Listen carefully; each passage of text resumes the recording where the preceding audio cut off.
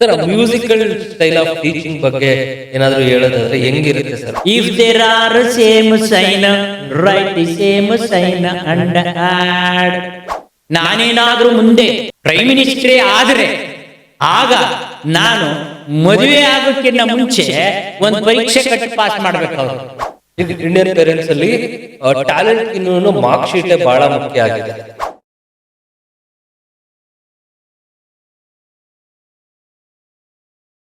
Hi friends, welcome back to Shri Siddhartha school of engineering podcast.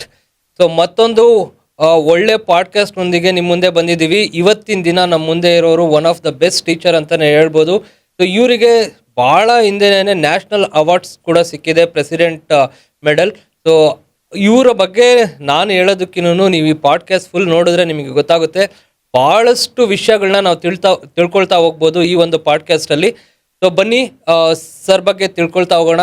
Is none other than our Vidyashankar sir. Welcome to the show sir. ನಮಸ್ತೆ.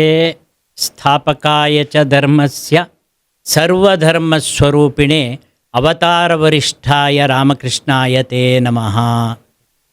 ದಿವ್ಯತ್ರೇಯರ ಪಾದ ಪದ್ಮಗಳಿಗೆ ಶಿರಸಾಷ್ಟಾಂಗ ಪ್ರಣಾಮಗಳನ್ನು ಅರ್ಪಿಸ್ತಾ Siddhartha school of engineering podcast ಕಾರ್ಯಕ್ರಮ ವಿಶೇಷವಾದಂತಹ ಕಾರ್ಯಕ್ರಮ ನಡೆಸ್ತಾ ಇದೆ. ಜ್ಞಾನ ಪ್ರಸರಣ ಕಾರ್ಯಕ್ರಮ ಇದು. ತುಂಬ ಮಕ್ಕಳಿಗೆ, ಇದು ಪೋಷಕರಿಗೆ ಎಲ್ಲರಿಗೂ ಉಪಯೋಗ ಆಗುವಂತಹ ಕಾರ್ಯಕ್ರಮವನ್ನೇ ಹಮ್ಮಿಕೊಳ್ತಾ ಇದ್ದಾರೆ. ಅದಕ್ಕೋಸ್ಕರ ನಾನು ಮೊದಲು ಅವರಿಗೆ ಅಭಿನಂದಿಸಿ ನಂತರ ನನ್ನ ಕಾರ್ಯಕ್ರಮನ ಪ್ರಾರಂಭ ಮಾಡೋಣ. ನಮಸ್ತೆ, ಅಭಿನಂದನೆಗಳು ರಾಜೇಶ್. Thank you sir. ನಿಮ್ಮೊಂದು ಬ್ಯುಸಿ ಶೆಡ್ಯೂಲಲ್ಲಿ ನಮಗೆ ಟೈಮ್ ಕೊಟ್ಟು ನಮಗೆ ಕೌಂಟ್ ಮಾಡಿದ್ದಕ್ಕೆ ಭಾಳ ಧನ್ಯವಾದಗಳು ಸರ್. ನಾವು ಯಾವಾಗಲೂ ನಿಮಗೆ ಚಿರಋಣಿಯಾಗಿರ್ತೀವಿ. Because we have witnessed your teaching, one of the finest teaching we have ever heard till date ಅಂತಲೇ ಹೇಳ್ಬೋದು ಸರ್. ಇವತ್ತಿನ ಮೊದಲನೇ ಪ್ರಶ್ನೆ ನಿಮಗೆ, 44 ವರ್ಷಗಳ ಸುದೀರ್ಘ ಶಿಕ್ಷಣ, means like you have served for 44 years in education industry. So if you want to inculcate everything in one word about education system, ಅಂದರೆ ಇದೆಲ್ಲದೂ ಒಂದು ವಾಕ್ಯದಲ್ಲಿ ನೀವು ಹೇಳಬೇಕು ಅಂತ ಅಂದರೆ ಏನು ತಿಳಿಸ್ಬೋದು ಸರ್? ಇದೇ ಪ್ರಶ್ನೆನ ಒಬ್ಬರು ಪೋಷಕರು ನನಗೆ ಕೇಳಿದರು. 44 ವರ್ಷದ ಸುದೀರ್ಘವಾದ ನೀವು ಕಲಿಸ್ತಾ ಇದ್ದೀರಲ್ಲ, ನಿಮ್ಮ ಅನುಭವದ ಒಂದು ವಾಕ್ಯದಲ್ಲಿ ಹೇಳಿ ಅಂತ. ಅವ್ರಿಗೆ ತಕ್ಷಣ ನಾನು ಉತ್ತರ ಕೊಟ್ಟೆ, 44 ವರ್ಷಗಳಿಂದ ಕಲಿಸಿದ್ದಕ್ಕಿಂತ ಕಲ್ತಿದ್ದೇ ಜಾಸ್ತಿ. ಅವ್ರಿಗೆ ಆಶ್ಚರ್ಯ ಆಗೋಯ್ತು. ಕಲಿಸಿದ್ದಕ್ಕಿಂತ ಕಲ್ತಿದ್ದೇ ಜಾಸ್ತಿ ಅಂತಿದಾರಲ್ಲ ಮಾಸ್ಟ್ರು. ಹಾಗಿದ್ಮೇಲೆ ನೀವು ಕಲ್ತಿರೋದ್ರಲ್ಲಿ ತುಂಬ ಮುಖ್ಯವಾದ್ದೇನು ಕಲ್ತಿದ್ದೀರಾ ತಿಳಿಸ್ತೀರಾ ಅಂತ ಕೇಳಿದರು. ಆವಾಗ ನಾನು ಹೇಳಿದೆ ಅವ್ರಿಗೆ, ಯಾರಿಗೇನು ಕಲಿಸೋಕ್ಕಾಗಲ್ಲ ಅನ್ನೋದೇ ಕಲ್ತಿದ್ದು, ಅದೇ ಮುಖ್ಯವಾದ್ದು. ಯಾಕೆ ಅಂತಂದರೆ, ಕಲಿಯೋನು ನಾನು ಕಲಿಬೇಕು ಅಂತ ಅತಿರೇಕವಾದಂಥ ಆಸಕ್ತಿಯಿಂದ ಆಸೆಯಿಂದ ಬರೋದು ಹೊರತು ಯಾರಿಗೂ ಏನೂ ಕಲಿಸೋಕ್ಕೆ ಸಾಧ್ಯವೇ ಇಲ್ಲ. ಒಂದೇ ಕ್ಲಾಸ್ ರೂಮಲ್ಲಿ ಪಾಠ ಮಾಡ್ತಿರ್ತೀವಿ, 100 ಜನ ಕೂತಿರ್ತಾರೆ. ಒಬ್ಬ 95, 100 ಮಾರ್ಕ್ಸ್ ತೆಗಿತಾನೆ, ಒಬ್ಬ 35, 40ಕ್ಕೆ ಒದ್ದಾಡ್ತಿರ್ತಾನೆ. ಏನು ವ್ಯತ್ಯಾಸ? ಅವನಿಗೇನು ಬೇರೆ ಹೇಳ್ಕೊಟ್ನಾ, ಇವ್ರಿಗೇನು ಬೇರೆ ಹೇಳ್ಕೊಟ್ನಾ ಅಂತಂದರೆ, ಬಂದೋನು ಬರಬೇಕಾದ್ರೆ ಯಾವ ಆಸೆ ಇಟ್ಕೊಂಡ್ಬಂದಿದ್ದ, ಯಾವ ಸದುದ್ದೇಶ ಇಟ್ಕೊಂಡ್ಬಂದಿದ್ದ, ಯಾವ ಸಂಕಲ್ಪ ಇಟ್ಕೊಂಡ್ಬಂದಿದ್ದ, ಅದರ ಆಧಾರದ ಮೇಲೆ ಅವನ ಕಲಿಕೆಯ ಗ್ರಹಿಕೆ ಹೆಚ್ಚಾಗ್ತಾ ಹೋಗುತ್ತೆ ಅನ್ನೋದೇ ನನ್ನ ಆ ಒಂದು ಅರ್ಥ. ಓಕೆ ಸರ್, ಈಗ ಮಕ್ಕಳು ಪಾರ್ಟಿಗೆ ನೆಕ್ಸ್ಟ್ ಬರೋಣ. ಅದಕ್ಕಿಂತ ಮುಂಚೆ ಫಸ್ಟ್ ಪೇರೆಂಟ್ಸ್ ಪಾರ್ಟ್ ತಗೊಬಿಡೋಣ. Like there are different types of parenting. Like authoritarian parenting ಅಂತ ಇದೆ, ಅದಾದಮೇಲೆ ಲೈಕ್ ಸಿಲ್ಕಿ ಪೇರೆಂಟಿಂಗ್ ಅಂತ ಇದೆ, ಕಾಸ್ಮೆಟಿಕ್ ಪೇರೆಂಟಿಂಗ್ ಅಂತ ಇದೆ, ಈ ಥರ ಭಾಳಷ್ಟು ಪೇರೆಂಟಿಂಗ್ ಅಂತ ಇದೆ.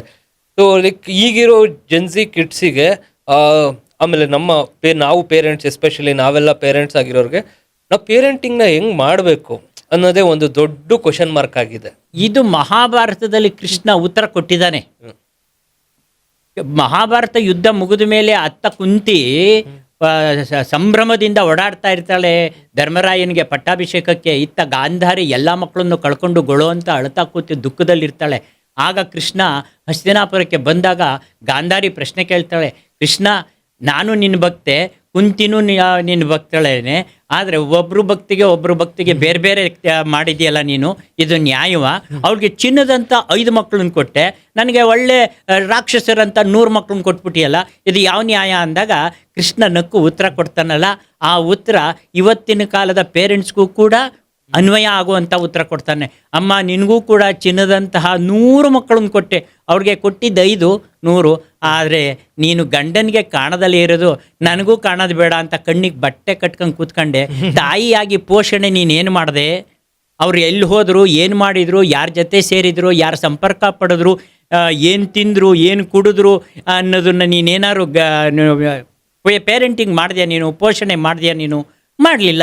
ಹಾಗಾಗಿ ಅವರು ಯಾರ್ಯಾರ ಜೊತೆನೋ ಸೇರಿದ್ರು, ಏನೇನೋ ಆದರು, ಕಡೆಗೆ ರಾಕ್ಷಸರಾದರು. ಆದರೆ ಕುಂತಿ ಎಲ್ಲನೂ ಕಳ್ಕೊಂಡ್ರು, ಮಕ್ಕಳನ್ನೇ ಸರ್ವಸ್ವ ಅಂತ ಭಾವಿಸಿ ಅವರು ಎಲ್ಲಿಗೋದ್ರು, ಏನು ಮಾಡಿದರು, ಏನು ತಿಂದರು, ಯಾರ ಸಂಪರ್ಕದಲ್ಲಿದ್ದಾರೆ, ಅವ್ರಿಗೆ ಬೇಕಾದ ಎಲ್ಲ ಸಂಸ್ಕರಣಗಳನ್ನು ತಾಯಿಯಾಗಿ ಕುಂತಿ ಕೊಟ್ಟಲು. ಅವರು ಚಿನ್ನದಂಥ ಮಕ್ಕಳಾದರು. ನೀನು ತಾಯಿಯಾಗಿ ಮಾಡಿದ್ದೇನೂ ಕೆಲಸ ಮಾಡಲಿಲ್ಲ, ಅದಕ್ಕೆ ನನ್ನನ್ನು ಯಾಕಮ್ಮ ದೂಷಿಸ್ತೀಯಾ ಅಂದಾಗ ಇವತ್ತು ಯೋಚನೆ ಮಾಡಿ ರಾಜೇಶ್ ಸರ್, ಇವತ್ತಿನ ಕಾಲದ ಪೋಷಕರು ಯಾರೂ ತಾಯಂದ್ರು ಕಣ್ಣಿಗೇನು ಬಟ್ಟೆ ಕಟ್ಕೊಂಡಿಲ್ಲ, ಕಣ್ಣಿದ್ರು ಕುರುಡ್ರಾಗೆ ಮಕ್ಕಳು ಎಲ್ಲೋದ್ರು ಏನು ಮಾಡಿದ್ರು ಅಂತ ವಿಚಾರಿಸ್ದಲೇ ಅವರದ್ದೇ ಪ್ರಪಂಚದಲ್ಲಿ ಇರೋದರಿಂದ ಮಕ್ಕಳು ಯಾರ್ಯಾರ ಜೊತೆನೋ ಸಂಪರ್ಕ ಪಡಿತಾ ಇದ್ದಾರೆ. ಹಾಗಾಗಿ ಪೋಷಣೆಯ ದೋಷದಿಂದ ಮಕ್ಕಳಲ್ಲಿ ದೋಷ ಕಾಣಿಸ್ತಾ ಇದೆ. ನಮ್ಮ ಸಂಸ್ಥೆಗೆ ಯಾರೇ ಮಕ್ಕಳು ಬಂದು ನೋಡಿದಾಗ ಆ ಮಕ್ಕಳಲ್ಲಿ ಕಾಣೋ ಪ್ರತಿಯೊಂದು ದೋಷನೂ ಕೂಡ ಅವ್ರು ಮಾಡ್ತಾ ಇರೋ ಪೋಷಣೆ ದೋಷ ಆಗಿರುತ್ತೆ ವಿನಃ ಮಕ್ಕಳದ್ದು ದೋಷ ಅಲ್ಲ. ಹುಟ್ಟುತ್ತಾ ಎಲ್ಲ ಮಕ್ಕಳು ದೈವ ಸ್ವರೂಪವೇ, ಆದರೆ ಬೆಳೆಸೋ ರೀತಿನಲ್ಲಿ ಆ ಮಗು ಆಯಾ ಸಂಸ್ಕರಣಕ್ಕೆ ಒಳಗಾಗಿ ರಾಕ್ಷಸ ಸಂಸ್ಕರಣಕ್ಕೆ ಒಳಗಾದಾಗ ಅದು ರಾಕ್ಷಸಿ ಗುಣ ಹೊಂದುತ್ತೆ, ದೈವಿಕ ಸಂಸ್ಕರಣಕ್ಕೊಳಗಾದರೆ ದೈವಿ ಗುಣ ಹೊಂದುತ್ತೆ. ಇಷ್ಟು ನಾನು ಹೇಳಬಹುದು. ಸರ್, ಲೈಕ್ ನಿಮ್ಮ ನ್ಯಾಷನಲ್ ಅವಾರ್ಡ್ ಬಂದಿದ್ದಂಥದ್ದೊಂದು ಸ್ವಾರಸ್ಯಕರವಾದಂಥ ವಿಷಯ. ಲೈಕ್ ಅದನ್ನು ನೀವು ಪ್ರೇಕ್ಷಕರಿಗೆ ಹೇಳೋದಾದರೆ, like in few words, like ನಿಮಗೆ ನ್ಯಾಷನಲ್ ಅವಾರ್ಡ್ ಬಂದಿದ್ದು ಯಾವ ಇಸ್ವಿನಲ್ಲಿ, ಯಾವಾಗ, ಯಾವ ಕಾರಣಕ್ಕೋಸ್ಕರ ಬಂತದ್ದು ಅಂತ ಹೇಳ್ಬಿಟ್ಟು. 1999 2000 ಇಸ್ವಿ ಸಂದರ್ಭ ಆಜುಬಾಜಲ್ಲಿ ನಾನು ಮಾರುತಿ ವಿದ್ಯಾಕೇಂದ್ರ ಸಂಸ್ಥೆಯಲ್ಲಿ ವರ್ಕ್ ಮಾಡ್ತಾ ಇರ್ಬೇಕಾದ್ರೆ ಕೆ ವೆಂಕಟರಾಮಯ್ಯನವರು ನಮ್ಮ ಗುರುಗಳು. ನಾನು ಸಿದ್ಧಗಂಗಾ ಹೈಸ್ಕೂಲಲ್ಲಿ ಓದ್ತಿರ್ಬೇಕಾದ್ರೆ ಅವರು ನನಗೆ ಗುರುಗಳಾಗಿದ್ದರು. ಅವರು ವಿದ್ಯಾಶಂಕರ್, ನಿನ್ನ ಪಾಠ ಎಷ್ಟು ಅದ್ಭುತವಾಗಿ ನೀನು ಮಾಡ್ತೀಯ, ನೀನೇನು ಮಾಡ್ತಾ ಇದೀಯಾ ಅನ್ನೋದನ್ನು ಒಂದು ಪೇಪರಲ್ಲಿ ಬರೆದ್ರೆ ಸಾಕು, ನಿನಗೆ ಒಂದೊಂದು ನ್ಯಾಷನಲ್ ಅವಾರ್ಡ್ ಬರುತ್ತಪ್ಪ ಅಂತ ಒಂದು ಸರಿ ಪ್ರಸ್ತಾಪ ಮಾಡಿದಾಗ, ಗುರುಗಳೇ ಮಕ್ಕಳು ಕೊಡೋ ಅವಾರ್ಡು ನನಗೆ ಮುಖ್ಯ, ಅದು ನನ್ನ ಹೊಟ್ಟೆ ತುಂಬುತ್ತೆ. ಸರ್ಕಾರ ಕೊಡೋ ಅವಾರ್ಡು ಕೊಟ್ರೇನು ಬಿಟ್ರೇನು ಅದು ಕಟ್ಟು ಗಾಜು ಹಾಕೊಂಡು ರೂಮೊಳಗೆ ಸೇರುತ್ತೆ ಅಂದಾಗ ಅವರು ಸುಮ್ಮನಾಗ್ಬಿಟ್ರು. ಮತ್ತೆ ಬಿಡಲಿಲ್ಲ. ಮರು ವರ್ಷ ಎಗೈನ ಇದನ್ನೇ ಪ್ರಸ್ತಾಪ ಮಾಡಿದರು. ಕೋಪ ಮಾಡ್ಕೊಂಡು ಹೇಳಿದರು, ಅವ್ರಿಗೆ ಆ ಅಧಿಕಾರ ಇತ್ತು, ನೀನು ಮಾಡಲೇಬೇಕು ಅಂದರು. ಆಗ ನಾನು ಜಾಮಿಟ್ರಿನಲ್ಲಿ teachings of theorems of geometry through interesting activity ಅಂತ ಶೀರ್ಷಿಕೆ ಕೊಟ್ಕೊಂಡು ಒಂದು ಪೇಪರ್ ಪ್ರೆಸೆಂಟೇಷನ್ ಕೊಟ್ಟೆ. ಅದಕ್ಕೆ ಅವರು ಅವಾರ್ಡ್ ಕೊಟ್ಟರು. ಅದರಲ್ಲಿ ನಾನು ಸ್ವಲ್ಪ ಮ್ಯೂಸಿಕಲ್ ಸಂಗೀತ ತುಂಬ ಆಸಕ್ತಿ ಇರೋದರಿಂದ musical style of presentation of mathematics ಅಂತ ನನ್ನ ಕ್ಲಾಸ್ ರೂಮಲ್ಲಿ ಇವತ್ತಿಗೂ ನಾನು ಅಡಾಪ್ಟ್ ಮಾಡ್ತೀನಿ. ಅದನ್ನು ಪ್ರಯೋಗ ಮಾಡ್ತಿರ್ತೀನಿ, ಮಕ್ಕಳುಗಳು ಎಂಜಾಯ್ ಮಾಡ್ತಿರ್ತಾರೆ. ಆ ಸಂದರ್ಭ ಬಂದಾಗೆಲ್ಲ ಮಕ್ಕಳು ಆ ಹಾಡನ್ನ ಹಾಡ್ತಾರೆ. ಹಾಗಾಗಿ ನನಗೆ ಆ ಪೇಪರ್ ಪ್ರೆಸೆಂಟೇಷನ್ ಸಂದರ್ಭದಲ್ಲಿ ನಾನು ಮ್ಯೂಸಿಕಲ್ಲಾಗಿ ಪ್ರೆಸೆಂಟ್ ಮಾಡಿದೆ. ಅಲ್ಲಿ ಕೂತಿರೋರಿಗೆಲ್ಲರಿಗೂ ತುಂಬ ಖುಷಿ ಆಯಿತು, ವಿಶೇಷ ಅನ್ನಿಸ್ತು ಅನಿಸುತ್ತೆ. ಹಾಗಾಗಿ ಅವರು ಅವಾರ್ಡ್ ಮಾಡಿದರು. ಯಾರಿದ್ರು ಸರ್ ಪ್ರೆಸಿಡೆಂಟ್ ಅವಾಗ? ಆವಾಗ KR ನಾರಾಯಣನ್ ಪ್ರೆಸಿಡೆಂಟ್ ಇದ್ದರು. ನಮಗೆ ಪ್ರೆಸಿಡೆನ್ಷಿಯಲ್ ಅವಾರ್ಡ್ ಆಗೋ ಟೈಮ್ನಲ್ಲಿ ಅಮೇರಿಕನ್ ಪ್ರೆಸಿಡೆಂಟ್ ಡೆಲ್ಲಿಗೆ ಬಂದಿದ್ರು. ಆ ಸುಸಂದರ್ಭ ಆವಾಗ ಸ್ವಲ್ಪ ನಮಗೆ ಅವಾರ್ಡ್ ಸೆರೆಮನಿ ಅಷ್ಟು ಗ್ರ್ಯಾಂಡಾಗಿ ಮಾಡಲಿಕ್ಕೆ ಆಗಲಿಲ್ಲ. ಅವರು US ಅವ್ರಿಗೆ ಇಂಪಾರ್ಟೆನ್ಸ್ ಕೊಡಬೇಕಾಗಿತ್ತು. ಸರ್, ಆ ಮ್ಯೂಸಿಕಲ್ ಸ್ಟೈಲ್ ಆಫ್ ಟೀಚಿಂಗ್ ಬಗ್ಗೆ ಏನಾದರೂ ಹೇಳೋದಾದ್ರೆ ಹೆಂಗಿರುತ್ತೆ ಸರ್ ಮ್ಯೂಸಿಕಲ್ ಸ್ಟೈಲ್? ಈಗ ಫಾರ್ ಎಕ್ಸಾಂಪಲ್ ನೋಡಿ, ಸಂಗೀತ ಅನ್ನೋದು ನಮ್ಮ ಸೌತ್ ಇಂಡಿಯನ್ ಮಕ್ಕಳಿಗಾಗಲಿ ಯಾವುದೇ ಮಕ್ಕಳಿಗಾಗಲಿ ತುಂಬ ಇಷ್ಟ ಆಗುತ್ತೆ ಸಂಗೀತ. ಆ ಸಂಗೀತದ ರೂಪದಲ್ಲಿ ನೀವೇನೇ ಕೊಡಿ, ಒಂದು ಸಿನಿಮಾ ಹಾಡನ್ನು ನೀವು ಹಾಡಿದ ತಕ್ಷಣ ಅವರು ಎಷ್ಟು ಕ್ವಿಕ್ಕಾಗಿ ಕ್ಯಾಚ್ ಮಾಡ್ತಾರೆ. ಆದರೆ ಪದ್ಯ ಗಟ್ ಮಾಡಿ ಅಂದರೆ ಕಷ್ಟ, ಒಂದು ಡೆಫಿನೇಷನ್ ಗಟ್ ಮಾಡಿ ಅಂದರೆ ಕಷ್ಟ. ಸಿನಿಮಾದಲ್ಲಿ ಡೈಲಾಗ್ ಹೊಡಿ ಅಂತಂದರೆ ಡೈಲಾಗ್ ಹೊಡಿತಾನೆ ಬೇಕಿದ್ರೆ. ಆದರೆ ಅಷ್ಟೊಂದು ಡೈಲಾಗ್ಗಳನ್ನು ಹೇಳೋಂಥವ್ನಿಗೆ ಈ ಪುಟ್ಟ ಡೆಫಿನೇಷನ್ ಹೇಳೋದು ಕಷ್ಟವಾ? ಆದರೆ ನಾವು ಪ್ರೆಸೆಂಟೇಷನ್ ಮಾಡೋ ಸ್ಟೈಲಲ್ಲಿ ಈಗ ಸಾಮಾನ್ಯವಾಗಿ +5 + 3 = +8, -5 - 3 = -8, +5 - 3 +2, -5 + 3 -2. ಇದು ಸಿಂಪಲ್ ಮ್ಯಾಥಮ್ಯಾಟಿಕಲ್ ಆಪರೇಷನ್ಸ್ ಇಟ್ಕೊಳ್ಳಿ. ಇದನ್ನು ನಾನು ನನ್ನ ಕ್ಲಾಸ್ ರೂಮಲ್ಲಿ ಹೇಳ್ಕೊಡ್ಬೇಕಾದ್ರೆ, if there are same sign write the same sign and add. ಒಂದೇ ಚಿಹ್ನೆ ಬಂದಾಗ ಅದೇ ಚಿಹ್ನೆ ಬರೆದು ನಾವು ಕೂಡ ಬೇಕು. ಬೇರೆ ಬೇರೆ ಚಿಹ್ನೆ ಬಂದರೆ ದೊಡ್ಡ ಸಂಖ್ಯೆ ಚಿಹ್ನೆ ಬರೆದು ನಾವು ಕಳೆಯಬೇಕು. ಈ ಥರ ಹೇಳಿದ ತಕ್ಷಣ ಅವನಿಗೇನೋ ಒಂಥರ ಖುಷಿ ಆಗುತ್ತೆ. ಆ ಸಂದರ್ಭ ಬಂದಾಗೆಲ್ಲ ಅವನು ಒಂದೇ ಚಿಹ್ನೆ ಬಂದಾಗ ಅದೇ ಚಿಹ್ನೆ -5 -3 -8 +5 +3 +8 ಅಂತಾನೆ. -5 +3 ಅಂದ ತಕ್ಷಣ ಬೇರೆ ಬೇರೆ ಚಿಹ್ನೆ ಬಂದಿದೆ, ದೊಡ್ಡ ಸಂಖ್ಯೆ ಚಿಹ್ನೆ ಬರೆದು ಕಳೆಯಬೇಕು, -2. ಇದು ಅವನಿಗೆ ರಾಗ ಮನಸ್ಸಿನಲ್ಲಿ ಕ್ಯಾಚ್ ಆಗಿ ಕೂತ್ಕೊಂಡಾಗ ಅವನು he enjoys the learning as well as he presents perfectly all his mathematical operations. ಇದು ನನ್ನ ಒಂದು ಇದು. ಈಗ ಇದೇನೋ okay, algebra arithmetic is fine. Geometry ಹೆಂಗೆ ಹೇಳ್ಕೊಡ್ತಿದ್ರಿ ಸರ್ ನೀವು? ಅದಕ್ಕೆ ಪ್ರೆಸೆಂಟೇಷನ್ ಇದೆ, ಸುಮ್ಮನೆ ರಾಗವಾಗೇನೆ. ಈಗ ಮಿಡ್ ಪಾಯಿಂಟ್ ಥಿಯರಮ್ ಅಂತ ಇದೆಯಲ್ಲ, ಅದನ್ನೇ ಕ್ಲಾಸ್ ರೂಮಲ್ಲಿ ಟೀಚರ್ ಸಾಮಾನ್ಯವಾಗಿ line segment joining the mid points of any 2 sides of triangle is of the third side parallel to third side, understand ಅಂತಷ್ಟೇ ಹುಡುಗರು ಡಲ್ಲ ಕೂತ್ಬಿಟ್ಟಿರ್ತಾರೆ. ಅವನಿಗೆ ಅದರಲ್ಲಿ ಏನು ಸ್ವಾರಸ್ಯ ಕಾಣಲೇ ಇಲ್ಲ. ಅದನ್ನೇ ವಿದ್ಯಾಶಂಕರ್ ಏನು ಮಾಡ್ತಾರೆ, line segment joining the mid points of any 2 sides of A triangle is half of the third side and parallel to third side ಅಂತ ನನ್ನ ಬಾಡಿ ಲ್ಯಾಂಗ್ವೇಜು ವಾಯ್ಸು ಎಲ್ಲ ವೇರಿಯೇಷನ್ ಮಾಡೋದ್ರಿಂದ ಮನೆಗೆ ಹೋಗು ನಾವು half of the third side parallel to third side ಅಂತ ಹಾಡ್ಕೊಂಡು ನಲಿತಾನ ಅವನು. ಸಂಗೀತದ ಮುಖೇನ ಗಣಿತ ಕೊಟ್ಟಾಗ ಆ ಗಣಿತ ನಲಿಯಕ್ಕೆ ಶುರುವಾಗುತ್ತೆ ಅವನ ನಾಲ್ಗೆನಲ್ಲಿ ಸಂಗೀತದ ರೂಪದಲ್ಲಿ. ಅದಕ್ಕೋಸ್ಕರನೇ ನಾನು ಸಾಮಾನ್ಯನ ಸಂಗೀತನ ಬಳಸ್ತೀನಿ ನನ್ನ ಕ್ಲಾಸ್ ರೂಮಲ್ಲಿ. ಇಷ್ಟೊಂದು ಸಬ್ಜೆಕ್ಟ್ಸ್ ಇದಾವೆ ಓಕೆ ಮಾರ್ಕೆಟಲ್ಲಿ. ಕೆಮಿಸ್ಟ್ರಿ ಇದೆ, ಫಿಸಿಕ್ಸ್ ಇದೆ, ಇಂಜಿನಿಯರಿಂಗ್ ಸಬ್ಜೆಕ್ಟ್ಸ್ ಇದೆ, ಎಷ್ಟೊಂದಿದೆ. ನೀವು ಮ್ಯಾಥಮೆಟಿಕ್ಸ್ನ ಯಾಕೆ ತುಂಬ ಒಲವಿದೆ ನಿಮಗೆ ಮ್ಯಾಥಮೆಟಿಕ್ಸ್ ಕಂಡ್ರೆ? Why you love that subject mathematics? ಪ್ರಪಂಚ ಲೆಕ್ಕಾಚಾರದಲ್ಲೇ ಬಂದಿರೋದು ಅಲ್ವಾ? ಈಗ ಸೂರ್ಯ ಉದಯ ಆಗೋದು, ಚಂದ್ರ ಉದಯ ಆಗೋದು, ಸೂರ್ಯ ಹುಟ್ಟೋದು, ಚಂದ್ರ ಹುಟ್ಟೋದು, ಮುಳುಗೋದು, ಇದೆಲ್ಲ ಒಂದು ರಿದಮ್, ಮ್ಯಾಥಮ್ಯಾಟಿಕಲ್ ರಿದಮ್ ಇರೋದ್ರಿಂದ ಜೊತೆಗೆ ಅದೇನೋ ಮ್ಯಾಥಮೆಟಿಕ್ಸ್ ಅಂತಕ್ಕಂಥದ್ದು ಮೋಸ್ಟ್ಲಿ ನಾನು ಚಿಕ್ಕ ಹುಡುಗರಲ್ಲಿದ್ದಾಗ ನನ್ನ ಗುರುಗಳು ಇದ್ರ ಬಗ್ಗೆ ಆಸಕ್ತಿ ಮೂಡೋ ರೀತಿನಲ್ಲಿ ಪಾಠ ಮಾಡಿದಾಗಪ್ಪ. ಎಸ್ಪೆಷಲಿ 8, 9, 10 ಟರ್ನಿಂಗ್ ಪಾಯಿಂಟ್ ಅಂತ ಹೇಳ್ತಾರೆ. ನಾನು MSc B.Ed ಮಾಡಿದೆ, ಆಮೇಲೆ ನಾನು ಲೆಕ್ಚರರ್ ಆಗಿ ಮ್ಯಾಥಮೆಟಿಕ್ಸ್ ಲೆಕ್ಚರರ್ ಆಗಿ ಹೋಗ್ಬೋದಿತ್ತು. ನನಗೆ ಹೈಸ್ಕೂಲ್ಗೆ ತುಂಬ ಇಷ್ಟ ಆಯಿತು. ಯಾಕೆಂದರೆ ಆಗ್ತಾನೆ ಕಲಿಕೆ ಸ್ಟಾರ್ಟ್ ಆಗೋ ಏಜ್ ಅದು.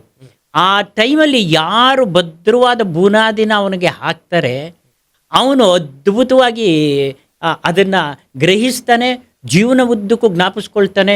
ಅವನಿಗೆ ನೀವು ಜ್ಞಾಪಿಸ್ಕೊಳ್ಳಿ, ನಿಮ್ಮ ಎಜುಕೇಷನ್ ಕೆರಿಯರಲ್ಲಿ ಬಂದಿರುವಂತಹ ಗುರುಗಳನ್ನೆಲ್ಲ ಜ್ಞಾಪಿಸ್ಕೊಳ್ಳಿ ಅಂತ ಹೇಳಿದರೆ ನಿಮಗೆ ಫಸ್ಟ್ ಜ್ಞಾಪಕ ಬರೋದೇ ಹೈಸ್ಕೂಲ್ ಮೇಷ್ಟು. ಹೌದು. ಅದಾದಮೇಲೆ ಎಷ್ಟೋ ಜನ ಲೆಕ್ಚರರ್ಸ್ಗಳು ರೀಸೆಂಟಾಗಿ ಉಜ್ವಲ್ ಆರ್ ಕೃಷ್ಣ ಅಂತ IIT-ಯನ್ನು ಆತ ಚೆನ್ನೈ IIT ಮಾಡಿಕೊಂಡು ಈಗ ಅಮೆರಿಕಾದಲ್ಲಿದ್ದಾನೆ. ಅವನು ಮದುವೆಗೆ ಇನ್ವಿಟೇಷನ್ ಕೊಡೋದಕ್ಕೆ ನಮ್ಮನೆಗೆ ಬಂದಿದ್ದಾನೆ. ನಾನು ಹೇಳ್ಕೊಟ್ಟಿದ್ದು 8, 9, 10ನೇ ಕ್ಲಾಸು. ಅವನಿಗೆ A+B² ಎಷ್ಟು ಅವನಿಗೆ ಬರ್ತಿದೆಯೋ ಏನು ಕಥೆಯೋ ನನಗೆ ಗೊತ್ತಿಲ್ಲ. ಆದರೆ ಅವನು ಒಂದು ಮಾತು ಹೇಳ್ತಾನೆ, ಇವತ್ತು ನಾನು ಹಾರ್ವರ್ಡ್ ಯೂನಿವರ್ಸಿಟಿನಲ್ಲಿ MIT-ನಲ್ಲೆಲ್ಲ ವರ್ಕ್ ಮಾಡಿದ್ದಾನೆ ಆತ. ಅವನು ನಾನು ಕ್ಲಾಸ್ ರೂಮಲ್ಲಿ ನಿಂತ್ಕೊಂಡ್ರೆ, ಸರ್ ನೀವೇ ಜ್ಞಾಪಕ ಬರ್ತೀರ ನನಗೆ ಅಂತ. ಅದು ಕಾರಣ ಆ ಬಡ್ಡಿಂಗ್ ಸ್ಟೇಜ್ ಆಗಿನ ಅರಳುತ್ತಾ ಇರುತ್ತಲ್ಲ, ಆ ಟೈಮಲ್ಲಿ ಯಾರು ಹೋಗಿ ಅಲ್ಲಿ ಆ ಸ್ಥಾನನ ಆಕ್ರಮಿಸ್ಕೊಳ್ತಾರೆ ಅವರು ಶಾಶ್ವತವಾಗಿ ಉಳಿತಾರೆ. ಬಾಕಿರೆಲ್ಲ ಲೆಕ್ಚರರ್ಸ್ ಅವನಿಗೆ ಅನೇಕ ಜನ PUC-ಗೂ ಬಂದಿದ್ದಾರೆ, IIT-ನಲ್ಲಿ ಎಂತೆಂಥ ಪ್ರೊಫೆಸರ್ ಬಂದಿದ್ದಾರೆ. ಅವನು ಅಮೆರಿಕಕ್ಕೆ ಹೋದಾಗ MIT-ನಲ್ಲಿ ಎಂತೆಂಥ ಪ್ರೊಫೆಸರ್ಸ್ಗಳು ಕಂಡಿದ್ದಾರೆ. ಅವರು ಯಾರು ಅವನಿಗೆ ಬರಲಿಲ್ವ ಮನಸ್ಸಿಗೆ ಅಂತ ನನಗೆ ಅನಿಸುತ್ತೆ. ಆದರೆ ದಿಸ್ ಈಸ್ ದಿ ರೀಸನ್. ನೀವು ಅಮೆರಿಕ ಎಲ್ಲ ನೋಡಿದ್ದೀರಾ ಸರ್? ಭಾಳ ಸತಿ ನೋಡಿದ್ದೀರಾ? ಸೊ ನಿಮಗೆ ಇಲ್ಲಿಗೂ ಅಲ್ಲಿಗೂ ಏನಾದರೂ ವ್ಯತ್ಯಾಸ ಕಂಡಿದೆಯಾ ಸರ್ ಎಜುಕೇಷನ್ ಸಿಸ್ಟಮಲ್ಲಿ? ಲೋವರ್ ಎಜುಕೇಷನ್ ಸಿಸ್ಟಮ್ ಇಂಡಿಯಾದಲ್ಲಿ ಇದ್ದ ಹಾಗೆ ಅಲ್ಲಿಲ್ಲ. ಅಲ್ಲಿ ಸಡನ್ನಾಗಿ ಹೈಯರ್ ಎಜುಕೇಷನ್ನು ಅದ್ಭುತವಾಗಿ ಬರುತ್ತೆ. ಅದರಿಂದ ಮೂಲಭೂತ ಸಂಸ್ಕಾರ, ಆಚಾರ ವಿಚಾರಗಳು ಮತ್ತು ಮೂಲಭೂತ ಗಣಿತ ವಿಜ್ಞಾನ ಏನಿದೆ ಅದು ನಮ್ಮ ದೇಶದಲ್ಲೇ ಚೆನ್ನ. ಓಕೆ. ನಂತರ ಹೈಯರ್ ಎಜುಕೇಷನ್ ಏನಿದೆ ಅದು ಅಲ್ಲಿ ಚೆನ್ನ. ಸೂಪರ್.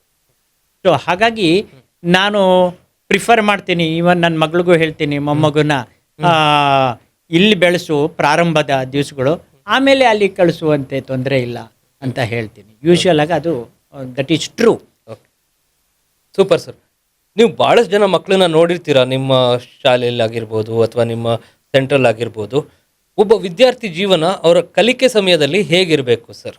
ಒಂದು ಕಲಿಕಾ ಸಂದರ್ಭದಲ್ಲಿ ಒಬ್ಬ ವಿದ್ಯಾರ್ಥಿ ಅವನ ಧ್ಯೇಯ ಅವನಿಗೆ ಕರೆಕ್ಟಾಗಿರಬೇಕು. ನಾನು ಜೀವನದಲ್ಲಿ ಶ್ರೇಷ್ಠ ವಿದ್ಯಾರ್ಥಿ ಆಗಬೇಕು, ನಾನು ಸಮಾಜಕ್ಕೆ, ನನ್ನ ಕುಟುಂಬಕ್ಕೆ, ನಮ್ಮ ವಂಶಕ್ಕೆ ಕೀರ್ತಿ ತರುವಂಥ ಮಗು ಆಗಬೇಕು ಅನ್ನೋ ಧ್ಯೇಯನ ಫಸ್ಟ್ ಕ್ರಿಯಲಾಗಿ ಇಟ್ಕೊಂಡ್ರೆ ಅದು ತನ್ನಷ್ಟಕ್ಕೆ ತಾನೇ ಆಸೆ ಉತ್ಪತ್ತಿ ಆಗತ್ತೆ, ಅವನಲ್ಲಿ ಕಲಿಯೋ ಆಸಕ್ತಿ ಉತ್ಪತ್ತಿ ಆಗತ್ತೆ. ಅಂಥ ಆಸೆ ಇರುವಂಥ ಭೂಮಿನಲ್ಲಿ ನಾವು ಏನು ಬಿತ್ತನೆ ಮಾಡಿದರೂ ಅದು ಅದ್ಭುತವಾಗಿ ಮರವಾಗಿ ಹಣ್ಣಾಗಿ ಬರುತ್ತೆ. ಮೂಲಭೂತವಾಗಿ ಅವನಿಗೆ ಏನು ಮಾಡಬೇಕು ಅನ್ನೋ ಧ್ಯೇಯನೇ ಇಲ್ದಲೇ ಇದ್ದರೆ ಅದು ಮತ್ತೆ ಎಲ್ಲಿ ಕೊಡೋದು ಸರ್? ಅದು ಧ್ಯೇಯನ ಯಾರು ಕೊಡಬೇಕು ಅವನಿಗೆ? ಹೇಗೆ ಸಂಸ್ಕರಣ ಕೊಡಬೇಕು? ಇದು ಮಾಡಬೇಕಾದ ತಾಯಿನೇ. ನಾನು ತಂದೆನೂ ನಾನು ಬ್ಲೇಮ್ ಮಾಡೋದಿಲ್ಲ.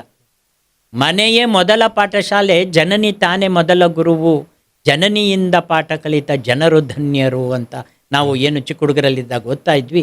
ಆ ತಾಯಿ ಅನ್ನೋ ಪಾತ್ರ, ಆ ಪದ ಇದೆಯಲ್ಲ, ತ್ಯಾಗ ಅನ್ನೋ ಪದದಿಂದ ಬಂದಿರುವಂಥ ಪದ ತಾಯಿ ಅಂತಕ್ಕಂಥದ್ದು. ಫಸ್ಟು ತಾಯಿ ತನ್ನನ್ನು ಪಡ್ಕೊಳ್ಳೋಕ್ಕಿಂತ ಮುಂಚೆ ನಾನು ಇದು ತನ್ನ ಪಡ್ಕೊಳ್ಳೋಕ್ಕೆ ಯೋಗ್ಯಳ ಅಂತ ಫಸ್ಟ್ ಯೋಚನೆ ಮಾಡಬೇಕು.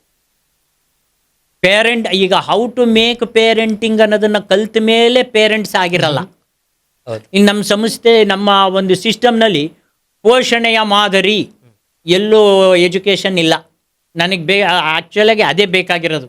ನಾನೇನಾದರೂ ಮುಂದೆ ಪ್ರೈಮ್ ಮಿನಿಸ್ಟ್ರೇ ಆದರೆ ಆಗ ನಾನು ಮದುವೆ ಆಗೋಕ್ಕಿಂತ ಮುಂಚೆ ಒಂದು ಪರೀಕ್ಷೆ ಕಟ್ಟಿ ಪಾಸ್ ಮಾಡ್ಬೇಕು. ಅವರು ಹೇಗಿರಬೇಕು, ಗಂಡ ಹೆಂಡತಿ ಯಾವ್ಯಾವ ಥರದ ತಾಪತ್ರೆಗಳು ಬರುತ್ತೆ ಅನ್ನೋದನ್ನೆಲ್ಲ ಒಂದು ಎಜುಕೇಷನ್ ತುಂಬಿ ಅದನ್ನು ಪಾಸ್ ಆದ ಮೇಲೆ ಮದುವೆ ಆಗ್ಬೋದು, ಆದರೆ ಮಕ್ಕಳು ಮಾಡ್ಕೊಳ್ಳಂಗಿಲ್ಲ.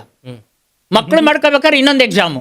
ಪೋಷಣೆ ಮಾಡೋದು ಹೇಗೆ ಅನ್ನೋದನ್ನು ಪರಿಪೂರ್ಣವಾಗಿ ಕಲಿತು ಏನೆಲ್ಲ ಸಂಸ್ಕಾರಗಳನ್ನು ನನ್ನ ಮಕ್ಕಳಿಗೆ ಕೊಡಬೇಕು, ನನ್ನ ಮಗುರು ಆಗೋಕ್ಕಿಂತ ಮುಂಚೆ ಆ ತಾಯಿಗೆ ಒಂದು ಧ್ಯೇಯ ಇರಬೇಕು.